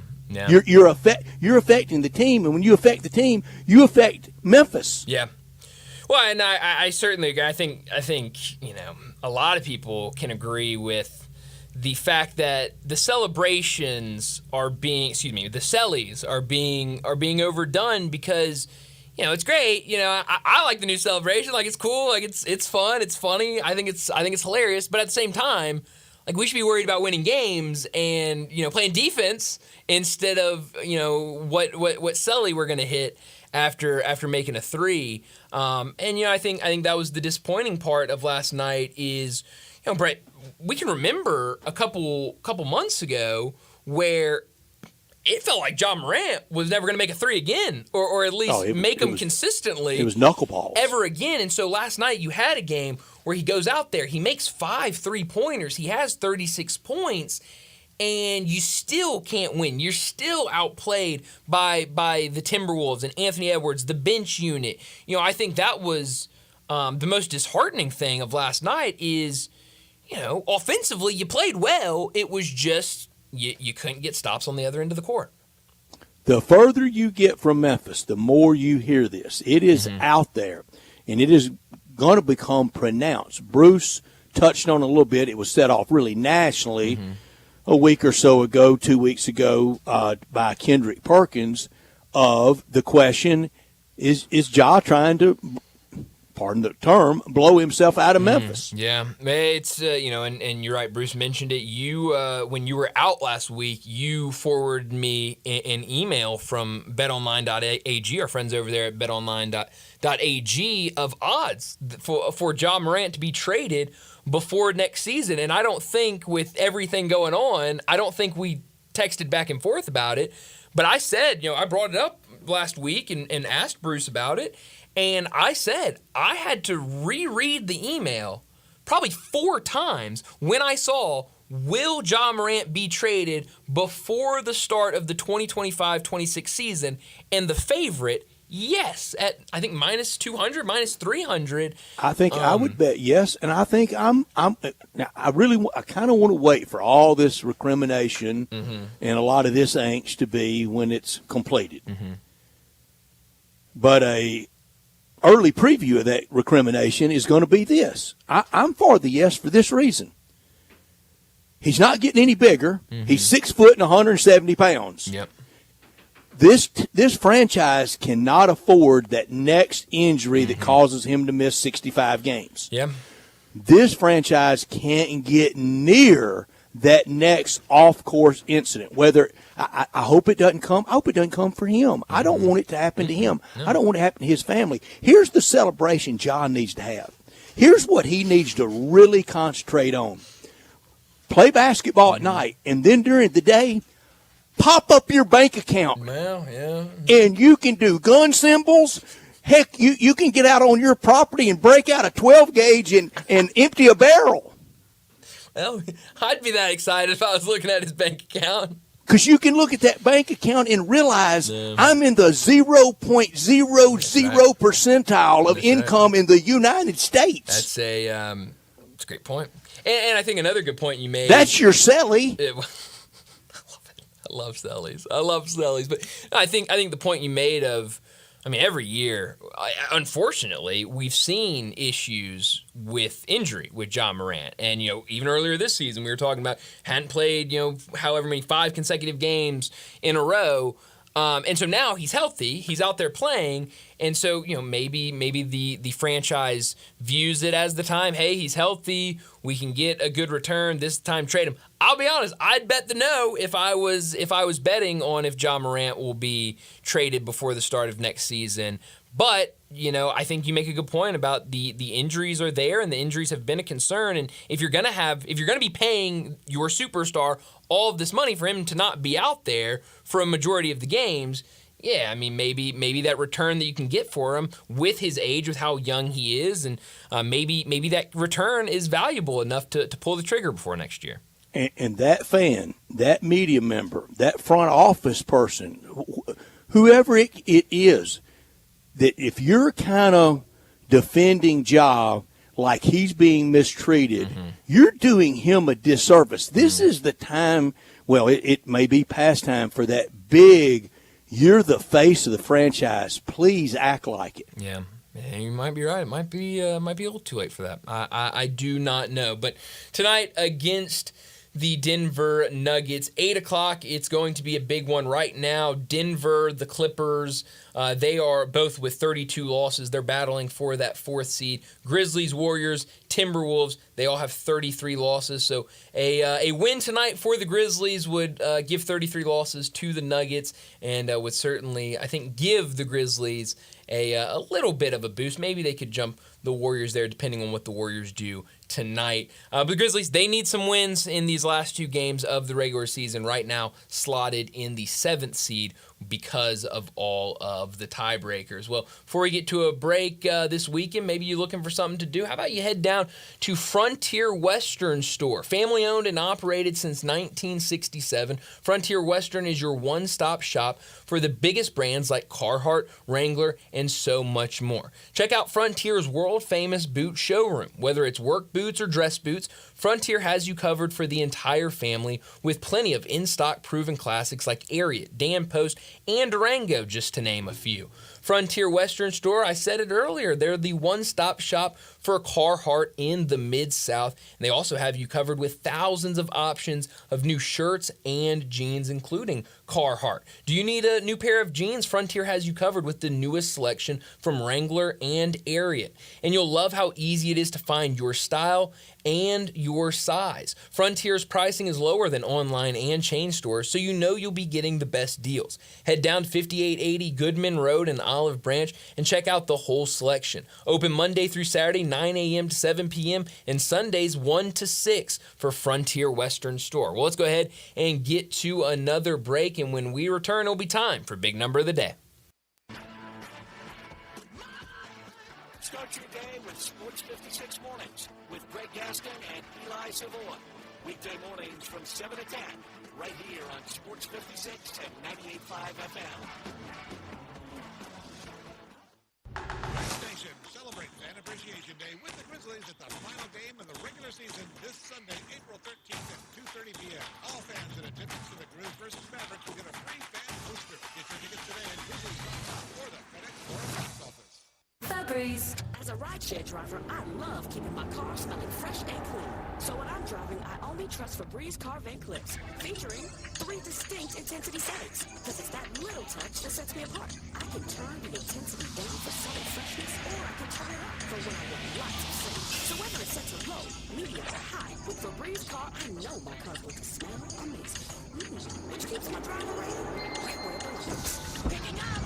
Awesome. Spring is really one of the best times of year for sports and visiting Bell Tavern, Memphis' perfect downtown neighborhood bar.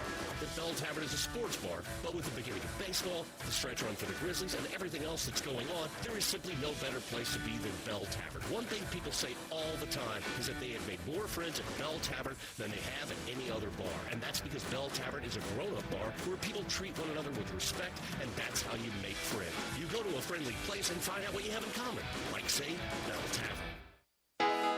Pools, and more pools. Yes, it is pool time at Family Leisure.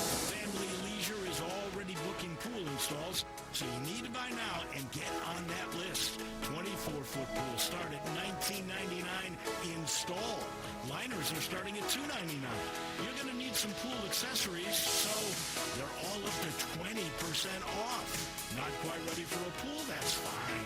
Get a 5 or 6 person hot tub starting at under $7,000.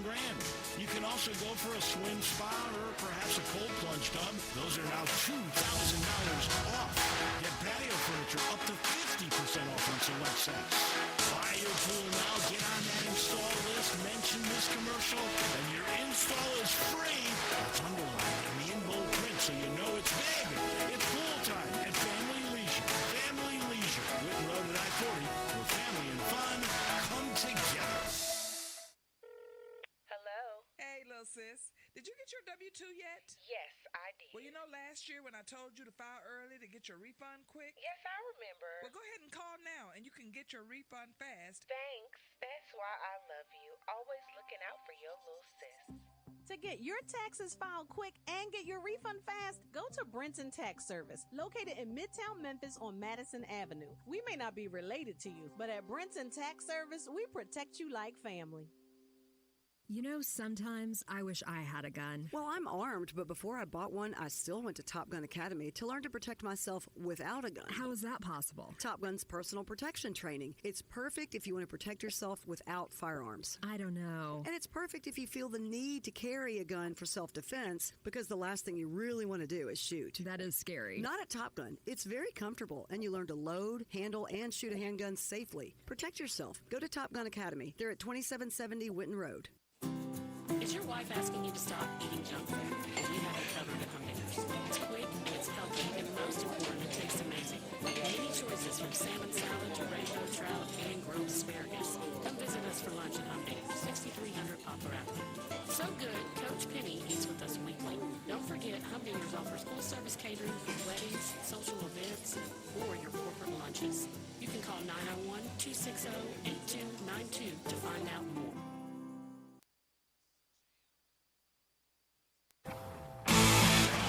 Sports time on Sports 56 and 95 once again, Brett Rosworthy and Brian Davis.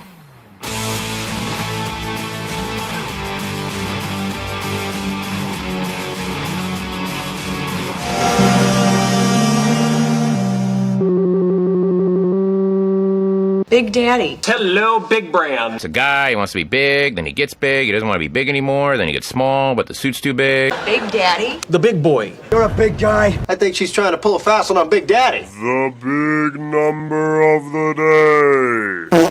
All right, Brett, for my big number today, I am going with the number 6. Yesterday in Major League Baseball, it was a very short day. Not a lot of games going yesterday. Wrapped up early. It did wrap. Well, no, Brett, it did not wrap up early. It wrapped up extremely late because we had a 3-hour rain delay in the Braves-Phillies game, and that game did not end until after midnight. Fun one.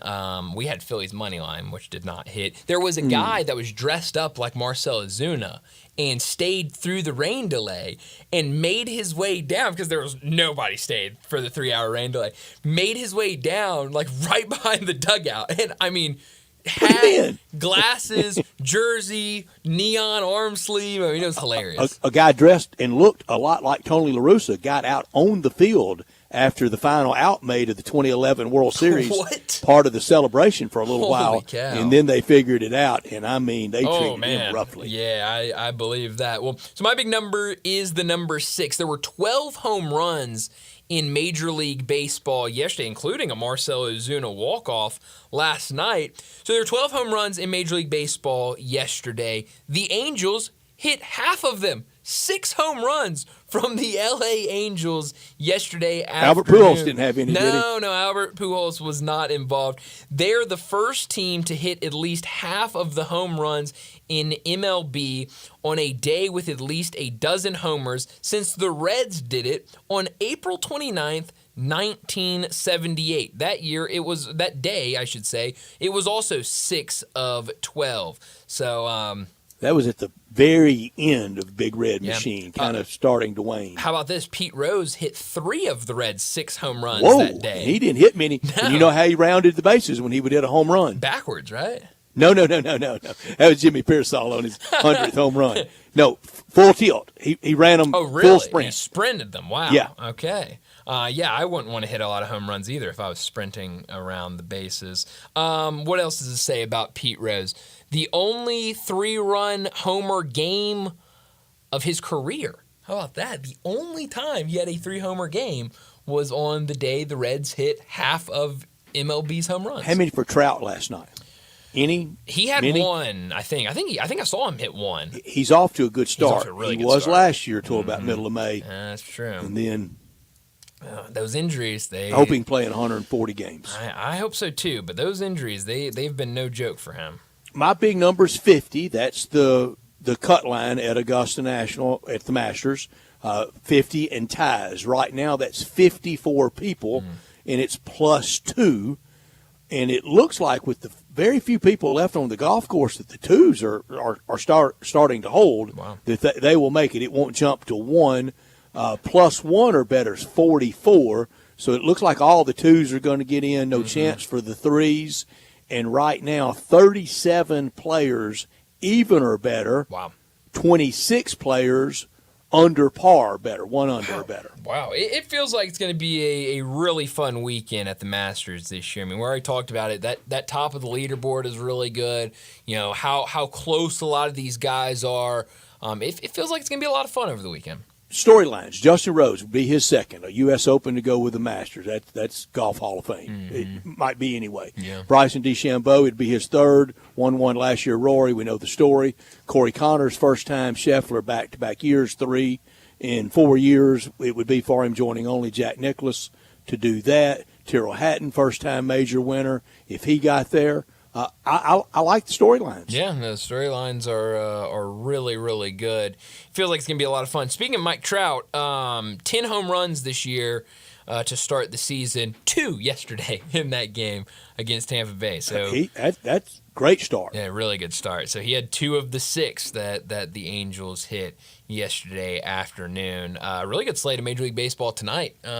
Starts. No early games. So they all kind of start this evening. 5 o'clock-ish is the first game. But some really good games, some really good series tonight. And speaking of those Phillies that had a late night last night against Atlanta, that will be in St. Louis. So maybe you can catch them tonight with a lack of sleep for the Phillies. Greg sometimes makes that series. I wonder if I bet he's got Tiger baseball stuff this week. Well, no, Tiger baseball's out of town, so maybe he does. Maybe he makes the trip up there. That would certainly be a good trip to get out there and see his Phillies. But tickets available at Busch Stadium. Well, yeah, tickets available at a lot of places in Major League Baseball. You go online and it's just from the halcyon days of really from the stadium opening in 2006 up until COVID. Yeah. I mean, you just couldn't get anything at any decent price. Oh man! Even green seats going for the paltry $225 a ticket. Crazy, that's insane. But yeah, they used to be $600 on a weekend. Oh yeah. I mean, I'm looking at some of these, just get in prices at some of these places, and it's in the teens just to get in. So, I mean, it's, tickets available in St. Louis, tickets available at a lot of these places in Major League Baseball. But hopefully it's a good weekend of baseball, and hopefully it's a good weekend of the Masters. A lot of these guys starting to wrap up for the day, getting closer. And like you said, it feels like maybe all those 2s can stick around for the weekend the way that it's playing out.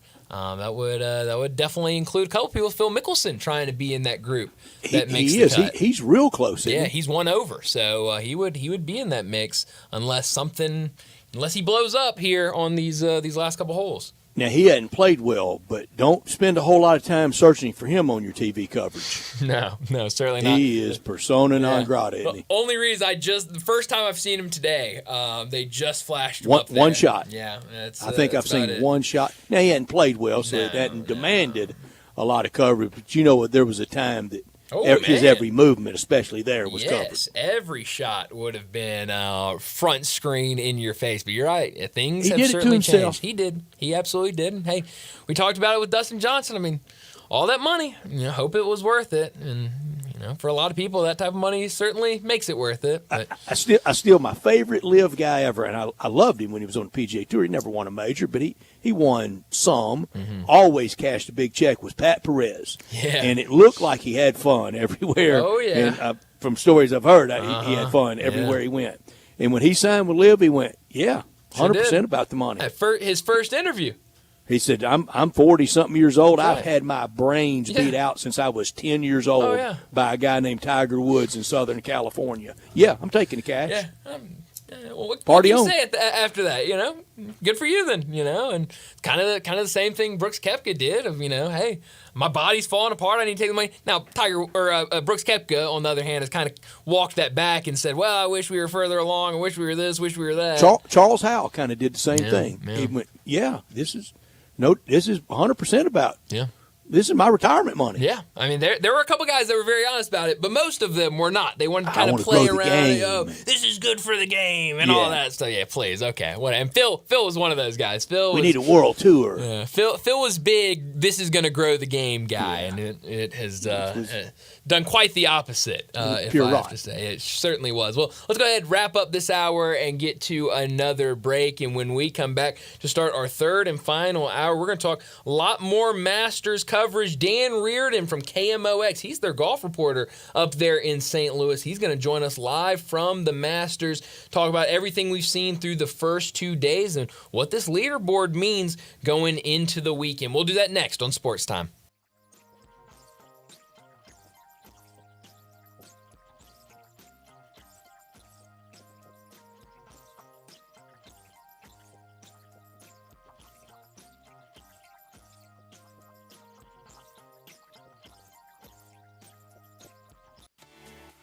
Jason's Deli, when you're dining in or picking up curbside, you can expect wholesome food and no surprises. Just delicious sandwiches, crisp salads, and quick quality meals made with the freshest ingredients and no artificial trans fats, MSG, high fructose corn syrup, or artificial colors and dyes. Around here, a lot of thought goes into what we put into our food and what we take out of it. Because you're not just taking a bite, you're getting a taste of who we are. New items are constantly being created to expand our menu for all tastes and special diets with vegan and gluten-free options available. Convenience and on-time delivery you can count on. It's just a click away at jasonsdeli.com, so whether you need to feed 5 people or 5,000, the team at Jason's Deli, they have the credentials and the commitment to keep you satisfied. Freshness is nearby at Jason's Deli with locations at Ridgeway in the Park Place Center, Poplar and Highland, Germantown Road in Cordova, and on Goodman Road in Olive Branch. Jason's Deli. It's wholesome food and no surprises.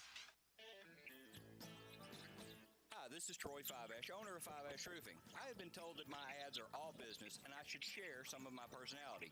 Okay, I love tongue twisters, like the one about the terrific tasting toast by Taste Tester Toaster, or Big Black Bugs, Bleed Blue Blood, and of course Sally and her seashells. Or of course the ever-present I'm a Mother Pheasant Plucker, I Pluck Mother Pheasants. Okay, enough of that. If you want an honest, fair, reasonable roofing, siding, or gutter estimate, call Fiveash Roofing at 367-0050. That's exactly what you'll get. No empty promises, no high-pressure sales tactics, and no fast-talking salesman trying to convince you that today and only today is the best day for you to get a new roof. For the record, the best day to get a new roof is when you're ready for one. Fiveash Roofing, fair, honest, and ethical. 367-0050 or memphisroofer.com. Fiveash Roofing, it's what we do. We're here for you. When you switch to Progressive, you could save bundling your home and auto. Then you could put that money towards some of the surprisingly more expensive things in life. Can I help you? I just wanted to request a late checkout, please. Of course. That's $30 per hour for up to 4 hours. Huh. Okay, but if you can offer a late checkout, then that probably means no one is staying in that room. So if it's empty, well, maybe I can just stay a few extra hours. Oh, aren't you adorable? Life costs a lot, so bundle and you could save with Progressive. Progressive Casualty Insurance Company affiliates and other insurers. Not available in all states. Step up your wings game at East Coast Wings and Grill. With 60 wing flavors and 7 heat indexes. Do you want to take the time to heat your wings up to insanity? East Coast Wings and Grill is only one time menu to satisfy the whole market.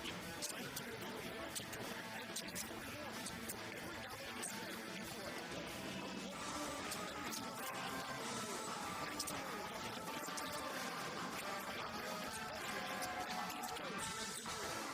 This traffic report brought to you by Triangle Meat Company, feeding Memphis since 1967. Open 8 to 5, Monday through Friday, 4790 Summer Avenue. Trust Triangle Meat Company.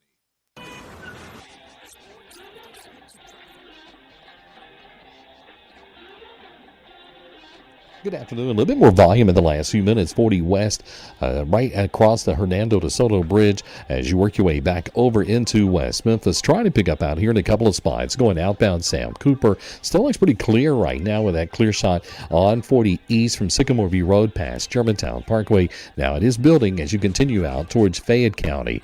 Dandelions, nutgrass, crabgrass. Call Lawn Solutions right now. 867-5626 or go online to LawnSolutionsInc.net. I'm Commander Chuck with your on-time traffic.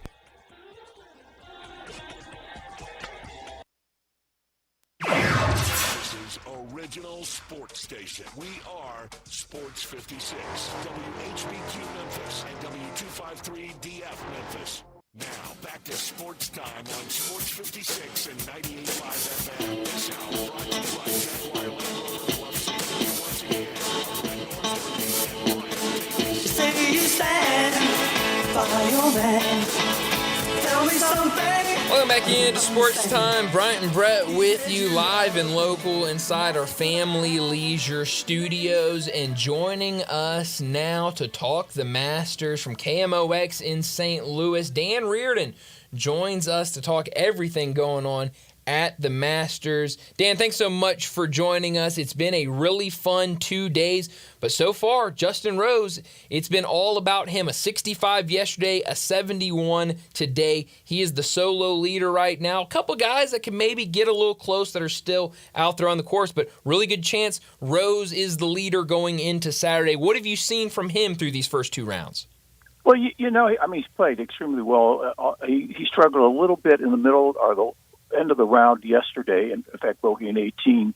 And today he played a very solid round of golf, very few mistakes along the way. But, I asked him the question afterwards. He's been in that first round leader position 5 times in his career here at the Masters, sometimes tied, sometimes solo. And I asked him because in 2021, he opened with a 65 and then shot 72 on the second day to be at 7 under at that point in time. And today, this week, he shot 65-71 to be 1 stroke better than that. I said, compare and contrast those 2 rounds because he didn't win in 2021, obviously. And he didn't like that question. And I can understand he didn't like that question. And he said, in 2021, I don't understand how I shot that round because I was horrible. I couldn't do anything that year. And he finished with a 72-74 on the weekend to not even threaten to win this championship. So I think he's playing under that shadow, maybe in his own mind to a certain extent, maybe not.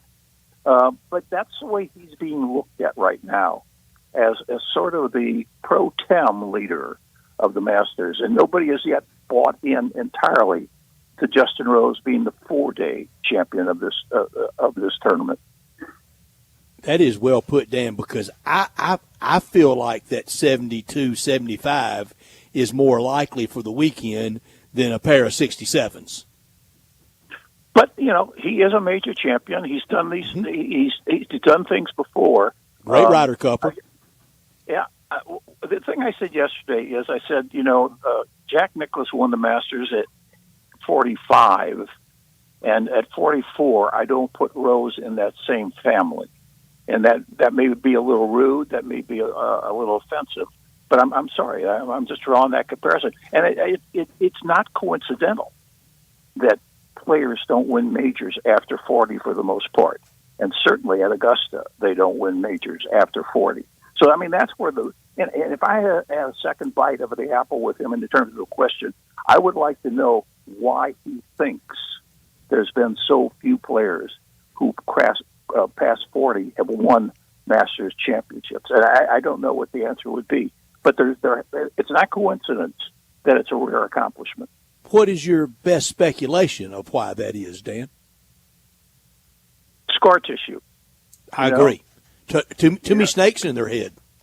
Absolutely. And we'll segue into Rory at some point in this conversation, but scar tissue is a real thing in golf in general.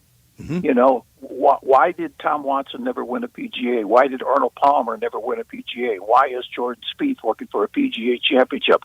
Why do these things happen to guys who dominate and can do everything else, and then they hit a wall and they can no longer do these things?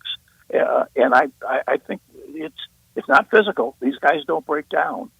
So it has to be in the space between the ears that affects them the most. Although we can honestly say in the case of a player like a Watson, he struggled with the putter all of a sudden. He became way less effective on the greens. And Palmer, much the same way, never recovered from kicking away the U.S. Open at Olympic. But like I said, I think scar tissue is mental for many of these guys. And I said it, I feared it, and I expressed it when Jordan Spieth, young in his career, he's still young, but it is starting to rack up.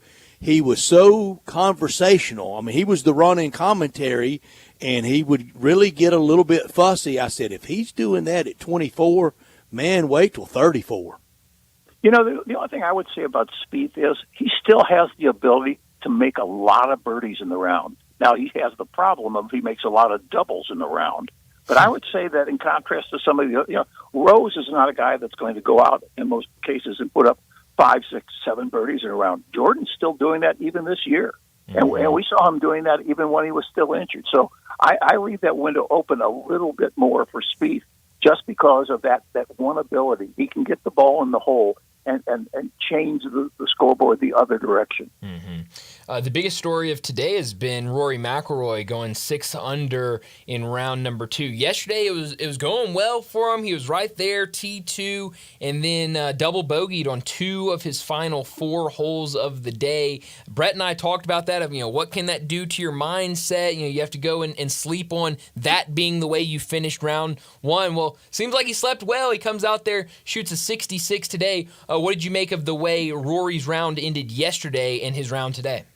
Rory was fascinating when he came in to talk, and I didn't think that it would be as good. But I said, I heard somebody on television today comment on when he was on 17, and they said, "What a difference between yesterday and today." And I thought, well, that's not true, because yesterday, other than 2 swings, he played brilliantly. He had a bad chip on 15 and mucked that up quite a bit, and then he had a bad tee shot on 17. So when Rory came in, he said he recovered from the disappointment of yesterday's round by realizing he had played 16 really good holes and 2 bad holes, okay? But there's a couple of other things he said that sort of caught my attention, and this one just astounded me. He was asked about the chip on 15 that he ran into the water, and he said, it surprised him that the green was that firm, et cetera, et cetera. He then said he didn't know that he could have played the shot from the same position instead of going over and taking the drop. Now, he admitted at that point he was so rattled that he wasn't thinking clearly, but he literally didn't know that he had that option. And I'm thinking, you've got a guy who's 35 years old, has won 29 tournaments in his career, and a caddy with him, and neither one of them knew that was an option available to him. Astounding. I'm not saying he should have done that, but how is that possible? How is that possible? Couldn't you ask the rules official, get a clarification? But he didn't even know that was an option. I can't believe that. And I'm not saying he's wrong. And like I said, he was that flustered. I will blame Harry Diamond as much as I will blame Rory. But then the other thing that Rory said, and we've heard so much about, and believe me, I'm rooting for him. I'm hoping he wins this championship. I'm impressed with what he did today. But we've heard so much about he's learned how to manage things on the golf course and make good choices and not try to do things that he shouldn't do. The Scheffler model is what we're hearing that he's using. Well, in his press conference today, he talked about the fact that at 13, 14, and 15, where he eagled 13 and birdied 15 and made up a lot of ground, but took 3 shots to par. And he said, I was really fortunate on all 3 of those holes that I got away with what I was trying to do. And I'm thinking to myself, well, that sounds like relapse to me more than revision, because basically he's admitting that all 3 of them he gambled and got away with it. And so I just don't know where he is in that one area. Is he going to go into the weekend and make good choices? And I do not think that Harry Diamond is the best fit for him. I talked to somebody down here. I think it's all right for your caddy to become your friend, but I don't think it's all right to hire your friend to be your caddy. And I think it hurts him. Our guest on our Sissy's Log Cabin guest line is the very distinguished golf reporter for KMOX in St. Louis, our friend Dan Reardon. Dan, how many Masters for you? Today was 41 and final for Bernhard Langer. How many for you? 38. You're going to catch Bernhard Langer, aren't you? It's not impossible. I mean, the target number is 40. You got to have good health and all those kinds of things, but no, it's possible. And the fun thing for me, you get the chance sometimes to play this course on a Monday, and one of the Mondays that I played here was 1993 when Langer won, and I have a picture at home, a framed picture that I took actually on the golf course, and in there I have the scorecard of the club. And the signature on the card is Bernhard Langer, because the day after he won the 93 Masters, he was out shooting promotional shots for being the Master champion. And I went over and I got his autograph. So I'm sort of proud of my autograph. Oh, yeah. It goes with my Masters picture. You should be. We're going to have almost a little for the weekend. I know they're not that concerned about it. But we're going to have a little Ryder Cup competition. We're going to have Rose McIlroy versus DeChambeau and Scheffler. Absolutely. It's a great leaderboard. And to Scheffler's credit, one of the things that's happened over the last hour was the wind came up pretty intensely. It went up to 13 miles an hour and gusting to 23, 24 miles an hour. And all of a sudden, the leaderboard got sort of frozen in place. And Scheffler has battled his way through that. He had gone back down to 4 over, which is what he opened, and now he's fought his way back up to within 2 shots of the lead at 6 under. But you look at that leaderboard. I mean, I said this was going to be statement day for the field. That Justin Rose needed to make a statement. Scotty Scheffler needed to make a statement. Obviously, Rory McIlroy needed to make a statement. Bryson DeChambeau needed to make a statement. Every one of them made a statement today. Every one of them came through and delivered a statement that I belong here or I'm going to be here. And that sets up for a weekend I think is really going to be entertaining. Yeah, it's really exciting. Bryson DeChambeau, he's right there, 7 under through 2 rounds, a 68 this afternoon. What do you make of what Bryson DeChambeau's doing? When you listen to him talk, it's almost like he's had some kind of brain surgery and he's become this different individual. He's very respectful, very reserved in making comments. It's not the quotable Bryson. And I think that shows up on the golf course as well. I believe that he has a different mentality on the golf course and a maturity about the way that he plays the game. He is not the YouTube Bryson in the way that he plays the game. He is YouTube Bryson on the course, but when he steps up and plays a shot, he's, I think, a very different player. He doesn't try to overpower. Remember, this is the guy that at one time said that for him, Augusta National was a par 68 course. He doesn't think that anymore. Yeah, time has a way of raising the par for even Bryson DeChambeau. Dan, he very much wants to be and have a connection with the patrons, with the fans, with the galleries. Leaving the course, every little child that had the hand out for getting a fist bump for Bryson DeChambeau, he accommodated them. Some golfers are pretty staid; they want to go straight to the scoring area, but he wants to be popular.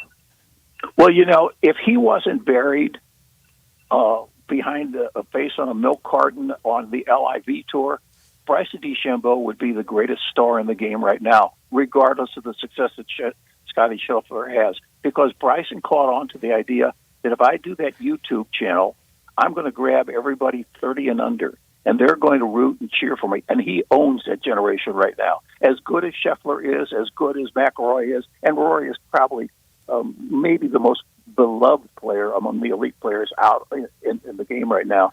Bryson owns the under 30 crowd, and he set out to do that, and he does it extremely well. I don't go to his website all the time. I don't always look to see what he's done on YouTube, but what I have seen is entertaining, and it's not offensive anymore. It's just entertaining. I don't know if you saw the feature he did where he bought a set of really cheap clubs from China and went out to see how well he could play with horrible equipment, and it was just fun to watch.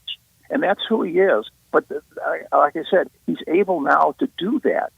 And yet when it comes time to play in the Masters, this other person is out there on the course over the ball. You know who never gets talked about in the Bryson world? I never hear any conversation about his caddy. And that's sort of unusual for a guy that's got that kind of attention. But I think that's all related to he's got to feel like he's trapped in LIV because he has no platform for the real Bryson to be celebrated. Yeah, that is a really good point. Who has kind of surprised you, maybe struggled through the first 2 days that might surprise you that they kind of had those struggles through these first 2 days? Well, Oberg gave some space back, and I think Ludwig still is a little young to be a Masters champion. Surprising me in a positive way, I'm surprised that Jason Day is sitting at 5 under par in this championship. Jason Day has shown some resiliency in the last year or so. Now, he always still has that tendency to get sick or injured or things like that. But, he's on the course at 5 under par. So he has a chance. He's got 2 holes to play. He could get it to 6. And he's a guy that's won a major. In fact, I think he still holds the record for under par at the PGA Championship.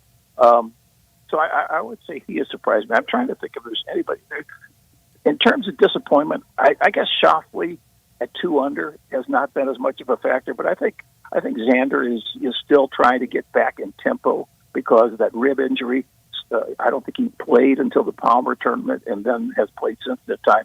So I think he's playing from a little bit behind. I actually thought that Scheffler, because the cut hand and how much time he lost before he got started, worked against him. But he's apparently worked that out pretty well. And by the way, on Scheffler's, what Scotty has shown over these first 2 days is he now has that magic again. When he makes a mistake and he misses a green, he has the ability in most instances to do something magical. In fact, he chipped in, I think, on 12 it was, for birdie.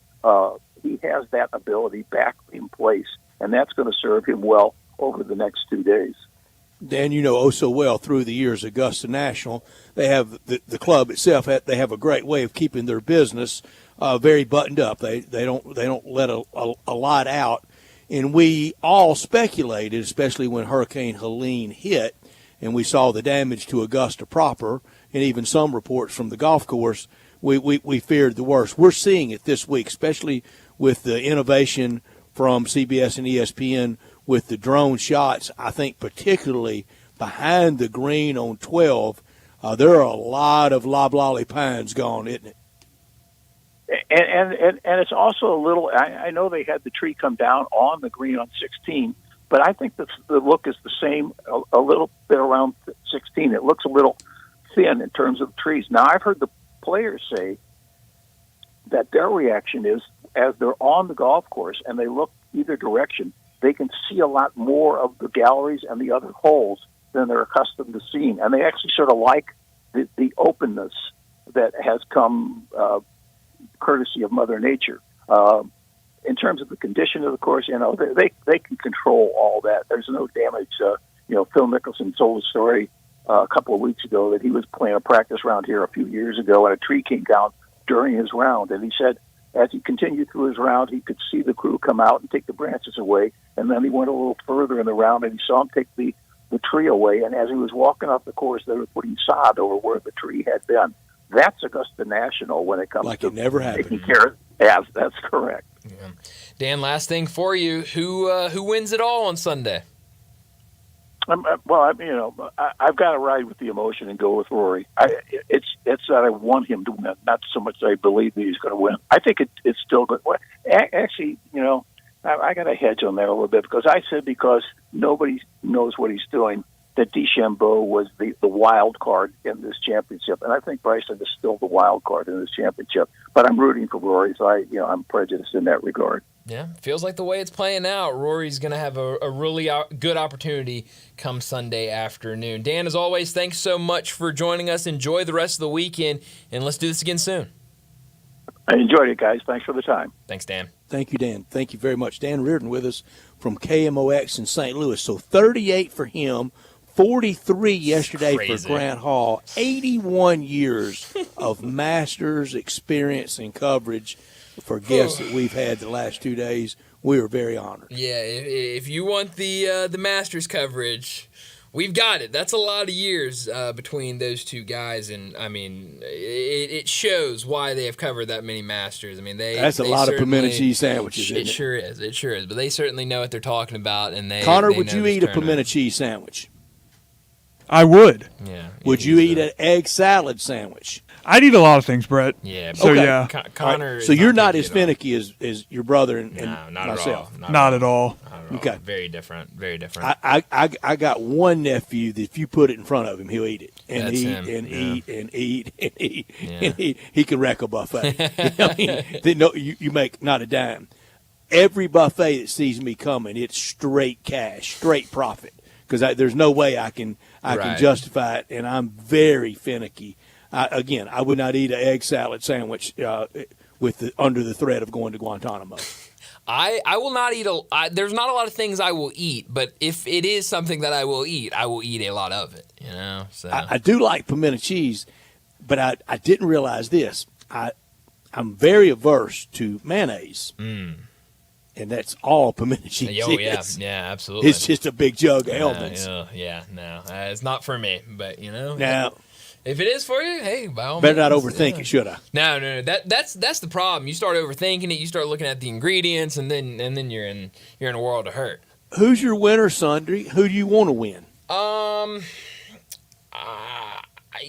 feel like all the talk around DeChambeau, around Rory, and I feel like we're all just going to end up Sunday night.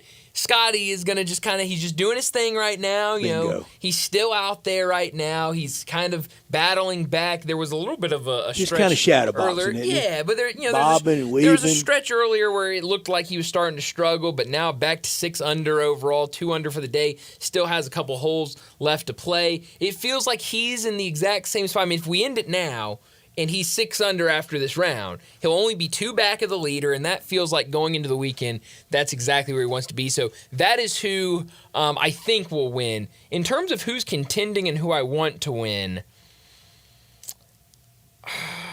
it might be Scotty. I don't know. I mean, DeChambeau would be fun. I'm fine with the Rory story. I'm fine with the Rory. I think it'd be... get it over with. You know, every year it's the same story. It really would be get it over with. To be able to rip that off and not have to talk about it anymore for him, to not have to answer his questions. Champion dinner, it could be some mystery food. Oh, it could be some things you never heard of, Brett. It'd be me and you wouldn't eat it. Oh no, I wouldn't even want to look at the menu. It was like the Danny Willett menu. Yeah. I mean, they said people were sending it back and just order. Can we just order a steak? Well, yeah. That's. Do you think that there are some champions that are like rooting for certain people because of what the food would look like the next year? Like, I think the Scotty Scheffler simple has worked. Yeah, he's got a lot of fans. Maybe a lot of people going, yeah, I wouldn't mind if Scotty won again. A lot of meat. Good. Yeah, that was a lot of really steak. Good. Hey, that's if I won the Masters, that's what my menu would look like. So I'm I'm not anti anyone. No. It's not like my just the fervor against Greg Norman in '96. Yeah. It's nothing like that. I don't know that I'm that far anyone either. Yeah, I'm kind of the same. I mean, I'm kind of let it play out. Yeah. I'm fine by it. It feels like the golfers that I tend to root for, none of them are really in contention. So just be enjoying the Masters and enjoying the golf. Sunday, would you be that pro-American? You want an American to win, or if it's Corey Connors or Tyrrell Hatton, would you okay? Who cares? Yeah, I mean, the winner's the winner. Save stuff like that for big stuff like wars and the Ryder Cup. That's right. Yeah. That's the only important stuff. Exactly. The big the Olympics and things like that. But no, I don't care wherever they come from. If it's a fun tournament, it's a fun tournament. Whoever wins. But it is going to be a lot of fun. Wins. That's right. It sure does. So it feels like it's going to be a really fun weekend watching the Masters. Well, before we get to this break, let me remind you about our 5 o'clock sponsor. It's Jaguar Land Rover Bluff City. Jaguar Bluff City has been the premier Jaguar dealership for the greater Memphis area since 1984, and their talented team is ready to help you find your next perfect vehicle at unbeatable rates. Swing by Jaguar Land Rover Bluff City today and check out the new 2025 models like the 2025 Range Rover Sport, 2025 Range Rover Velar, and the 2025 Defender. Test drive the Range Rover Sport, where luxury meets performance. It's a perfect mix of style, performance, and versatility, with options ranging from 360 horsepower up to 635. It's also available as a plug-in hybrid electric vehicle with $7,500 federal tax credit when leased with approved credit. Take a look at the Range Rover Velar, powered by mild hybrid technology and enhanced with the latest well-being features and fully connected entertainment system. The Range Rover Velar is the ultimate luxury compact crossover. Purchase yours today and get special 4.4% for 72 months financing available with approved credit. Don't forget about the Defender, available in multiple models to fit your needs. The Defender is built for the modern explorer, and Jaguar Bluff City is offering special interest rates for 60 and 72 months on various models. Give them a call, 877-259-6169. Go online at jaguarbluffcity.com, but head out there and test drive these vehicles. 6335 Wheel Cove, just off of Quince for Bluff City Jaguar. Well, let's get to another break, and when we return, we got to talk about what's trending. Be sure to follow us at Sports56 WHBQ on Twitter, Facebook, Instagram, and YouTube to watch live video of our shows, stay up to date with station events, and have chances to win prizes. Don't miss out on anything that's going on. Follow us at Sports56 WHBQ.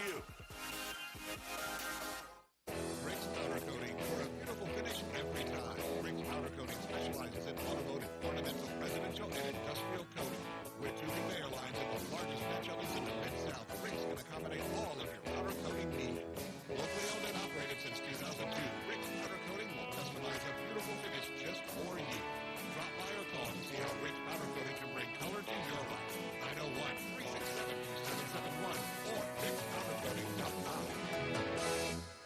Gary York. I'm the service director of Lexus in Memphis. Our service department wants to be more than just a place where you get your oil changed. We do glass repair, windshield replacement, recalibration of your camera and sonar systems, even wheel repair, tire replacement, all the things you would expect from a luxury automotive dealer. Please check out our website. You can schedule your appointment, check out our specials, hours of operation, or if you'd like to do it in person, please reach out to one of our associates at 901-271-5199.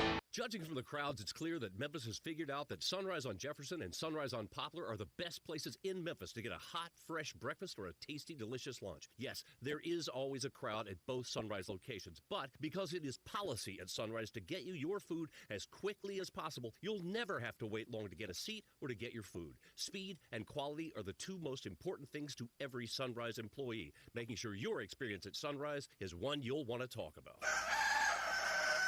Chris Price here with Metro Builders Memphis. In the wake of the large storm systems that passed through the Mid-South, our 8 shingle crew, 3 TPO commercial flat roof crews, and even 2 metal and tile crews are all out assisting policyholders. We won't stop until all have been restored to pre-storm condition. Many homes throughout the Mid-South were hit by hail, 1 inch, 1.5 inch, and yes, even 2-inch hail fell in the Mid-South. Many times hail damage will go unnoticed. Many people think it's no big deal. However, shingles and yes, even metal roofs are compromised. In time, show signs of leaks and on metal leaks, rust due to breaking the coating, which in turn ends up leaking. If you had hail and high winds, look up, or better yet, have us come look up for you. Water left unattended will turn into health issues in the home or business. Our staff will perform inspections free. That's right, free. Inspections of all the roof, attic, and interior to ensure that no shingle, panel, or insulation go unturned. Call Metro Builders now. Call us.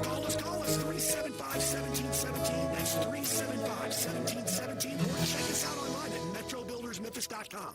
Listen up, sports fans. Your next winning drive is at Landers Ford in Collierville. That's right. The iconic Landers Easy Pass always delivers more for your trade and their biggest discounts on your next winning drive. See it all at LandersFordMemphis.com. Plus, when you are Landers Ford, you get the support of a certified service tech that comes right to your driveway with the Landers Ford Service Experience Program. They'll pick it up and fix it on the spot. Landers Ford in Collierville. They're going to game plan to find you the most savings possible. You can make a trade and possibly lower your payments. And you can buy your current vehicle even if you didn't buy from them. It's a tradition of things all across the Mid-South. New Fords and quality pre-owned models are arriving every day. Beat the rush. Go see them today in Collierville or online at LandersFordMemphis.com. And from the 1977 Ole Miss football team that beat #1 ranked Notre Dame. Ladies and gentlemen, the final play of the day comes from president of Landers Ford in Collierville, John Kitchens. If it doesn't say Landers, you paid too much. This traffic brought to you by Brinson Tax Service. They protect you like family. Sports 56 traffic. Looking at the crash, getting some attention over here, blocking the right lane on 240 westbound at Poplar. It's got traffic a little bit slow there between Walnut Grove and Poplar on 240 going westbound. It's trying to pick up a little bit more volume over here, where it's actually been light on 40 going eastbound from Sycamore View Road out past Germantown Parkway. Weimer's Jewelry is your diamond engagement ring headquarters. Go see them this weekend and shop local at Weimer's Jewelry on Highway 64. I'm Commander Chuck with your on-time traffic.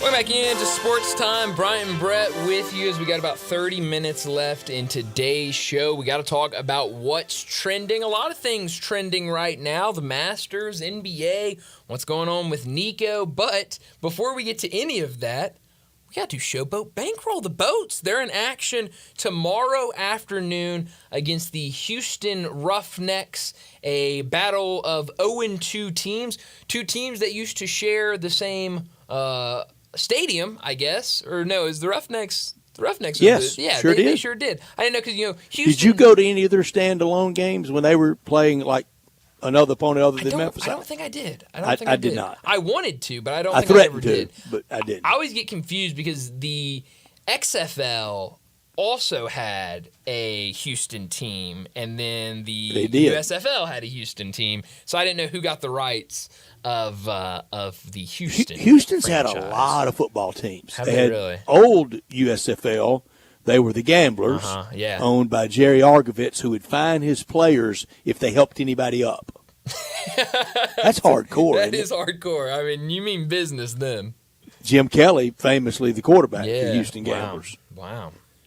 Now Wide- the Roughnecks. Oof. His wide receiver was the Ice Cube from Baylor, Gerald McNeil. Not that. the Ice Cube, Yeah. but he was Ice Cube in the day. I love mean, there's that. a Sure. more famous Ice Cube now. Of course. But that's hilarious. I love good old school nicknames. But now tomorrow it will be the 0-2 Roughnecks against the 0-2 Showboats. Simmons Bank. I want to Liberty say Stadium. in World Football League days, Houston was they were the Texans. Really? In WFL in Memphis Southman Grizzlies days. Really? I think that's right. Wow. I think they were the Texans. Okay. Huh. What if they tried to get a piece of the naming rights from the great McNairs question. when they had the Texans? That's a great question. I don't know. Huh. Wow, I would never guess that. I would have thought it would be different. And wasn't the Kansas City Chiefs in Dallas before they moved to Kansas City? Weren't That's they right. the Texans? They might have been. Yeah. A lot of That's right. Texans. A lot of Big old state. It's a great state. Everything's bigger in Texas. So tomorrow afternoon, 1:30, the game will be played on ESPN, but it'll also be a home game for the Showboats. It's going to be wrestling day. All day. All day, so it's going to be a lot of fun. Make sure you get out there, Simmons Bank Liberty Stadium, and support the Showboats. Showboats are a favorite tomorrow afternoon, a 5.5-point favorite against the Roughnecks. I'll start us off. Why not? I already know where I'm going with this. Give me the Showboats for $300. Oh, wow. We're going big on this. You look at the Roughnecks the last 2 weeks, only 9 points against the Renegades last week. Now, the Renegades, good team. 11-9, the final score. We mentioned that 11-9. the other day. 11-9 final A score. softball score. Well, yeah, you get that could be a baseball score. I mean, softball score, one of those. Certainly not a football score. And then the week before that, they got beat 31-6 against the Battlehawks. The Struggling offense offenses. has been non-existent. I do think the Showboats have shown that they have a pretty good defense. Offense feels like it's slowly getting there. So I will take the Showboats tomorrow for $300. Are you going to ride these over and unders tomorrow? Are these unders? I might. It starts tonight. We have a UFL game tonight, so I might give it a stab tonight. Renegades and Stallions, the over/under at 38.5. That's the biggest of the weekend. Might take a stab at the under tonight for that game. The under all years hit. So Connor, you're going to have to pick for Landon. How about that? For Landon. Hope you don't tank Landon. Here comes the give me $1,000. No, I'm not gonna tank his numbers, but I'm gonna also go with the Showboats, and I'll go for $50 for Landon. Yeah, he can't get too mad at you over that. Not your account. I love it. Landon's at 800. I'm already at 5. I've lost 500 in 2 weeks. That's not a good start. On UFL, on Showboat Bankroll. Bryant, you're at 1,000. You're where we started. Heck yeah. I'm going to go 300. No, I'm going to go 250. 250 on Houston plus the 5.5. No group lock. All right, so you're going 250. against the Showboats tomorrow. Half Your Showboats, half my total Brett. I have left. Skipper not going to be happy with you. He might call for you to get in the ring tomorrow. You think Skipper goes in the ring? He has to. Got to, right?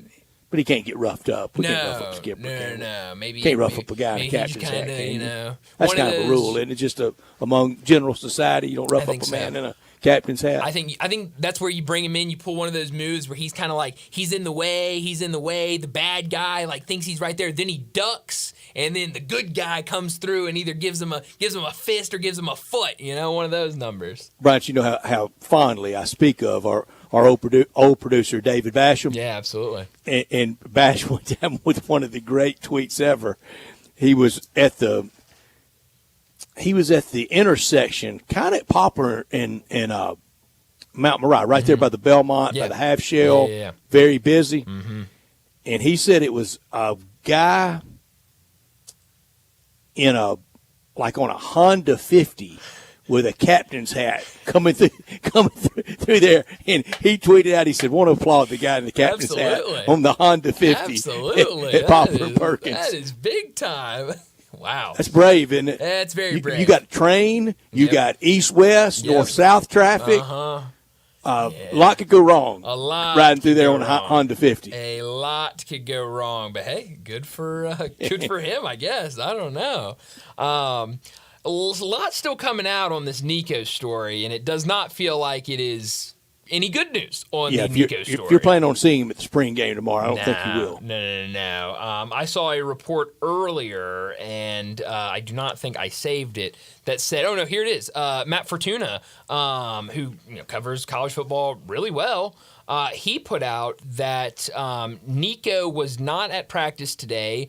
Frustrations are building on Tennessee's side, and multiple blue bloods are heavily pursuing the 5-star passer. That's the second blue blood reference we've had in today's show. Didn't think that was coming. I saw another report this evening that said someone out of Knoxville that reported that Tennessee, the coaching staff, has not heard from Nico since yesterday. So, yeah, things not improving in Knoxville for Nico. And I have some friends that are texting me, big Tennessee fans, that a lot of Tennessee fans are just starting to kind of... Don't let the door hit you? Yeah, just kind of saying, hey, well, he's leaving, and just kind of starting to take that side of it, I guess. Now, in this portal period, he cannot. There's no portal period left that he can go to the SEC, is it? So he cannot go to Tennessee, or he cannot go to another SEC school and play next year. I don't know. Right. He could go and sit for a year and then play. Because this time last year, the Ole Miss spring didn't end, and I had a person that hates Ole Miss text me and said, "Yeah, Walter Nolan transferring to Texas." I said, "Well, he's got to sit out a year then." What are you talking about? I said, "He can't. You can't do that." The rules in the SEC cannot transfer in conference after spring. So if he does transfer, and I think that makes a lot of sense. If he does transfer, he's a California kid. I don't think you'd be surprised at all to see him maybe one of those California schools, maybe one of those West Coast schools. I wouldn't be surprised seeing him enter the portal and land somewhere West Coast.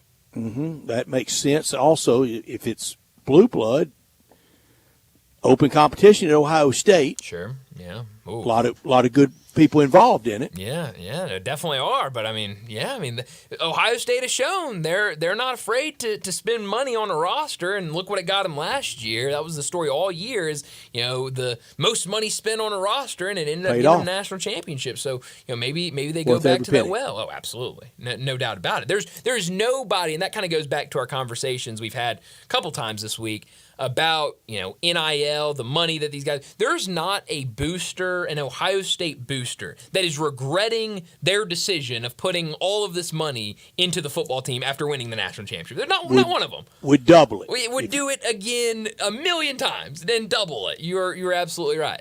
And it started with beating Tennessee in the on-campus game. Yeah. And I love Tennessee in that game. Oh man.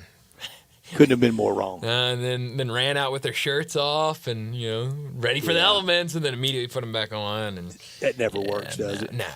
It's a good way to catch pneumonia. Well, you are right. Or at minimum hypothermia. It could come with some things. Tonight, Grizzlies and Nuggets. I know we don't have Grizzly bankroll, but I mentioned it earlier. That line is Nuggets -6.5. What way would you go? Just the feeling I have around the season. I think the season's over. Yeah, if I had to bet, I will not be betting on this game, but if I had to bet, I would probably go with Denver tonight. I mean, not only has season's been moving in the wrong direction for both these teams. I mean, both teams have just fired their head coaches seemingly out of nowhere, but they got Jokic. They've got Jokic, and I do think there is something to the having to travel all night, and you get out there and in altitude. And I agree. I think a lot of finger pointing. Sure. Oh yeah. I mean, and that's the thing is, these two teams are very rocky right now, and so if one team starts off fast, the other team's immediately pointing fingers, and things can get ugly from there, and the other team has confidence, and so. We'll know for sure Monday, but it looks like heading into the weekend, it's going to be 8 Memphis next Tuesday night at 7 Minnesota. That's what it looks like right now. I mean, it depends. So right now, Winner of that game will be the 7 seed. Mm-hmm. But right now, you have a tie between Minnesota and Memphis. I don't know what the last 2 games for Minnesota looks like. Simple. Oh, it's Brooklyn and New Jersey. Oh, no, it's Brooklyn and Utah. Oh, yeah. Please. Yeah, so they're going to go 2-0 to end the season. So speaking of New Jersey, those 2 losses and the giveaway game March 1st when the front office gave up on the San Antonio game. And we said it. You came in after those Brooklyn games and you said, I sure hope we're not coming back to these games and saying, boy, if you had those 2 or at least one of them, and then you said the same thing against the Spurs. You know, you'd hate to look up at the end of the season and go, if you had won that Spurs game, but right now you're in a tie. If you finished off and it, unless the Grizzlies go out and win tonight and win against Dallas on Sunday, if they're tied 7-8, the Grizzlies would be the 7 seed in that game because the Grizzlies have the tiebreaker over the Timberwolves. But with that schedule for Minnesota and the schedule for the Grizzlies, it is looking like Memphis will be the 8 and Minnesota will be the 7. So if it's that and a loss Tuesday night in Minneapolis, then would play the winner of 9-10 next Thursday night at FedEx 4. And that will be Sacramento and Dallas with looking like Sacramento would be the 9, but that could change. But yeah, I don't think maybe beating Dallas would be more guaranteed. I don't think Sacramento can be counted as easy W for the Grizzlies. No, and I know Kyrie's out, but they got all their big men back, and they've got AD down there, and they've got some guards that can do a little bit. So, I mean, I'm not saying it's an easy game. Oh, and then if you win, you get to go to Oklahoma City. Yeah, well, that's the thing is if you're in the 7-8, boy, you better win that game against the Timberwolves because if not, it's 2 losses. You either lose to Dallas and you don't even make the playoffs, or you beat Dallas and you get a 7-game series with OKC. I think everybody that's ever been in coaching would love in their first year as a head coach, you get to coach a team with your star being LeBron James. That's what J.J. Redick got to do. That's right. But he did a good job this year. Oh, he absolutely did. And there were times this year where people were critical about him. There were times where the Lakers were really struggling. But no, he did a really good job. And for them to lock up the 3, obviously when you have both Luka and LeBron out there, things are really well. But there have been a lot of times this year where you're watching a game and you're going, man, J.J. Redick has done a really nice coaching job. And it looks like they will be the 3. At worst, I guess, could be the 4. But we'll see how it all plays out over the weekend in the NBA. Obviously for the Grizzlies tonight against Denver, Sunday against Dallas. Well, let's go ahead and get to our final break of the day. When we return, we'll wrap up today's show with Crunch Time. We are real sports talk. Sports 56 WHBQ. Available on your radio dial at 560 AM and 98.5 FM, as well as around the world online at sports56whbq.com. Take us with you everywhere by downloading the Sports 56 app. And at home, just say, Alexa, play Sports 56.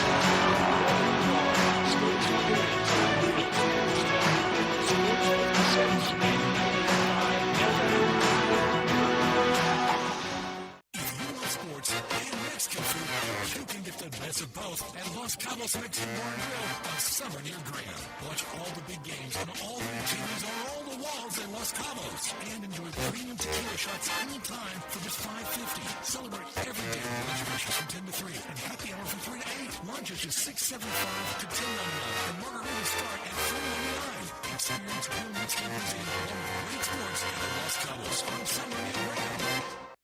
Showboats fans, the boats are back in action with a 1:30 kickoff on Saturday, April 12th at Simmons Bank Liberty Stadium as they take on the Houston Roughnecks in a special Memphis wrestling-themed game, the Showboats Showdown. Come see all the football action of the UFL and enjoy wrestling matches pregame and a special halftime main event. More football, more wrestling, more Showboats. Get your tickets today at UFLShowboats.com. That's UFLShowboats.com. Go Boats! Progressive presents Employee of the Month. Small Business Edition. Today's recipient from Michaela's Logo Salon. Michaela. She's insurance. Simply choose from over 9 customizable coverages. Sure enough, she's already employed. Doesn't matter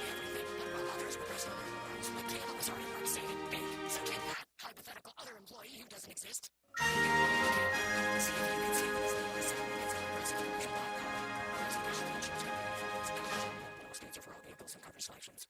Jenkins Floors and More invites you to their retail warehouse where they pass wholesale savings on to you. Jenkins Floors in Hernando, Little Rock, and Cleveland, Mississippi specializes in flooring and carpeting, tile, lamination, shutters, and blinds. Jenkins makes your life easy with a 2-week turnaround. Contractors, builders, or family projects call 662-469-9350 for a free estimate. Owners Timmy and Rebecca Jenkins say hello to Sports 56 fans and look forward to your business.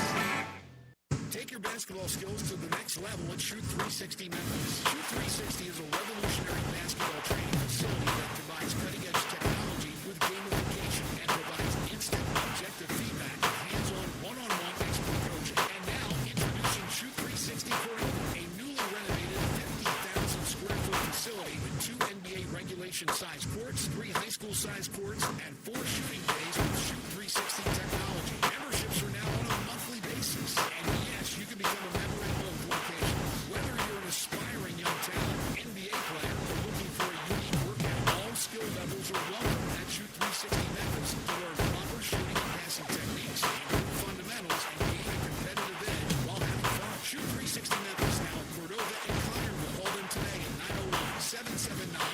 901-779-3176. That's 901-779-3176. The future of basketball training is here. Shoot 360 Memphis.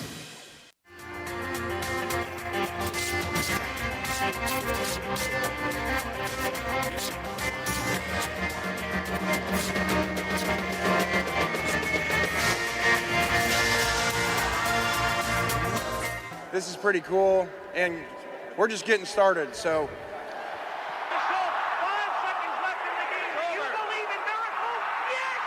Spanning the globe.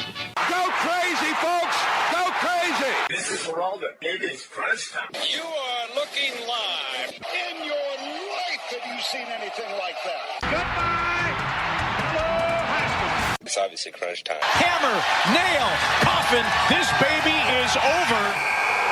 Well, Brett, what I learned today is that Justin Rose is still the leader. A couple guys still out there, but nobody really has enough holes left to make that push to take over the lead. So Justin Rose will go into Saturday as the outright leader, is what it at least looks like right now. Only one under today, 71, but because of all the work he did yesterday, shooting a 65, got him in a really good spot. But you gotta love where Scotty Scheffler is. If you're a Scotty Scheffler fan, 6 under, 2 under for the day. He still has 1 hole left to play, but it feels like you look at the names on this leaderboard where you've got Rose, DeChambeau, McIlroy, Scheffler, Lowry, Hovland, Day, Aubert still kind of, T12. This is going to be a really fun weekend at the Masters, and it's going to be star-led. You mentioned it. This is the future of golf. This is the post-Tiger, post-Phil era of golf, and it feels like it is going to be a... really, John, with seconds left in the day, is texting me to congratulate me about Will Zalatoris +8. I'm never going to live that down. Shot, isn't it? A Twitter pick for me. I'm never going to live that one down. Why'd you depend on Twitter for a pick? I wouldn't depend on Twitter to pick up my dry cleaning. It was this really savvy guy. He had this video with all these graphics, and he's like, these are the 8 You're guys never living that this are going down, to Brian. win the Masters this week. I was But like, still a cheap shot for John. It is. Late on a Friday off the top rope. This is like the 5 p.m. Friday press dump by people. Is. You just get it in right at the last second. Almost unbecoming of a golf professional. It's where golf picks have gone. It's turned us into animals. If you think golf picks made us animals, this is what I learned today.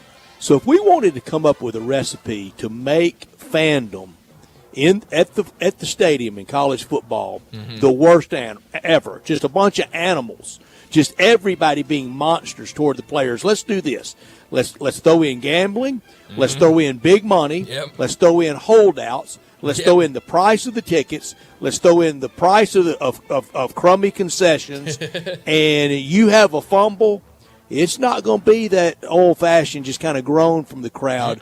The booing out at college football next year is going to be epic. Oh, yeah. I mean, everything And you has throw in changed. the zero nature of the playoffs. Yeah. Because if you don't make the playoffs, That's right. you going to Oh, man. fill-in-the-blank bowl doesn't do it for people. Well, we saw it this year, and this was really just the first year of it with the expanded playoffs. But the teams that did not make it to the playoffs, that had those playoff expectations before the season started, who cares what bowl they were going to? It does not matter at all. What I could have done without today, it was the performance from the Memphis Grizzlies last night. We talked about it all day. I had my Thunder Sticks. I was going to bring my Thunder Sticks back if the Grizzlies won last All night. the Thunder taken out. The Thunder was taken out very early.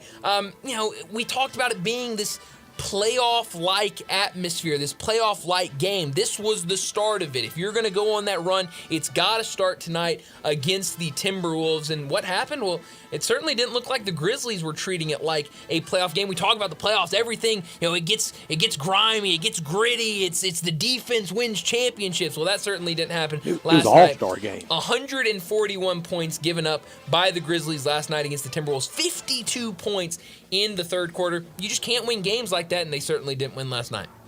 They sure didn't. I could have done without 8th seed, and on the road Tuesday night seems likely for this Grizzlies team. Unbelievable. Home game on Thursday. Yay. The winner of that gets the 4-0 or 4-1 pasting by Oklahoma City. Yeah. What a wasted year. We're going to use the word again. Big D, disappointing. Nah, I'd never use that word. It is an embarrassing end of the year. Is that I don't use that one either because I'm only embarrassed by things that I can affect. That's true. And I do That's a good plenty of point. that. Well. I'm embarrassed by plenty of things that I affect. But I'm never, I'm so embarrassed at my team. Yeah. No, I can't run the ball. That's true. That's a very good point. Where are you beaming this weekend? Beam me to Augusta National for everything there. But tomorrow also I'm going to go to Oxford to see the 2024 national champs play the 2022 national champs. Tennessee going for the repeat this year. And for me, I want one game out of this 3 for Ole Miss. Just don't get splattered and don't get swept. Yeah, it's going to be a really fun series. Gets kicked off tonight. We're going to get you out there for pregame once we're done here for the 6:30 first pitch. We mentioned tickets available at a couple different MLB ballparks this weekend. Not many tickets available down in Oxford this weekend for that matchup. About as hard as I've ever seen it, and it's really a tough ticket, especially tonight. No, it's going to be a really fun one. Beam me out to the Masters this weekend. We've talked a lot about it. This leaderboard is so good. I mean, will Rory be able to get that career Grand Slam? Will Scotty win back-to-back? The storylines are all over the place, and it should be a lot of fun. It will be a lot of fun. Scotty Scheffler finishing his last hole of the second round, having to come out sideways. Oh, well, that is Not ever good. No, that's not how you want to finish around. We'll watch the Masters. Somebody gets a green jacket on Sunday night. Yes, they will. It's going to be fun. Who will it be? Who knows? But it will be fun to watch. All the NBA action tonight. Every single team going tonight. No games tomorrow. Everybody going on Sunday. Have a great one, fellas. You right back at you, Brett. Have a good weekend. Enjoy that game tomorrow. That sounds like A lot better blast. Friday today than it was last Friday for me. Yes, no. I know it was a mess for you last Friday, so definitely a lot better today. But it's going to be a great weekend. So much going on from the baseball to the basketball to the golf to even the football with the Showboats in action. Enjoy all the action. We'll talk to you again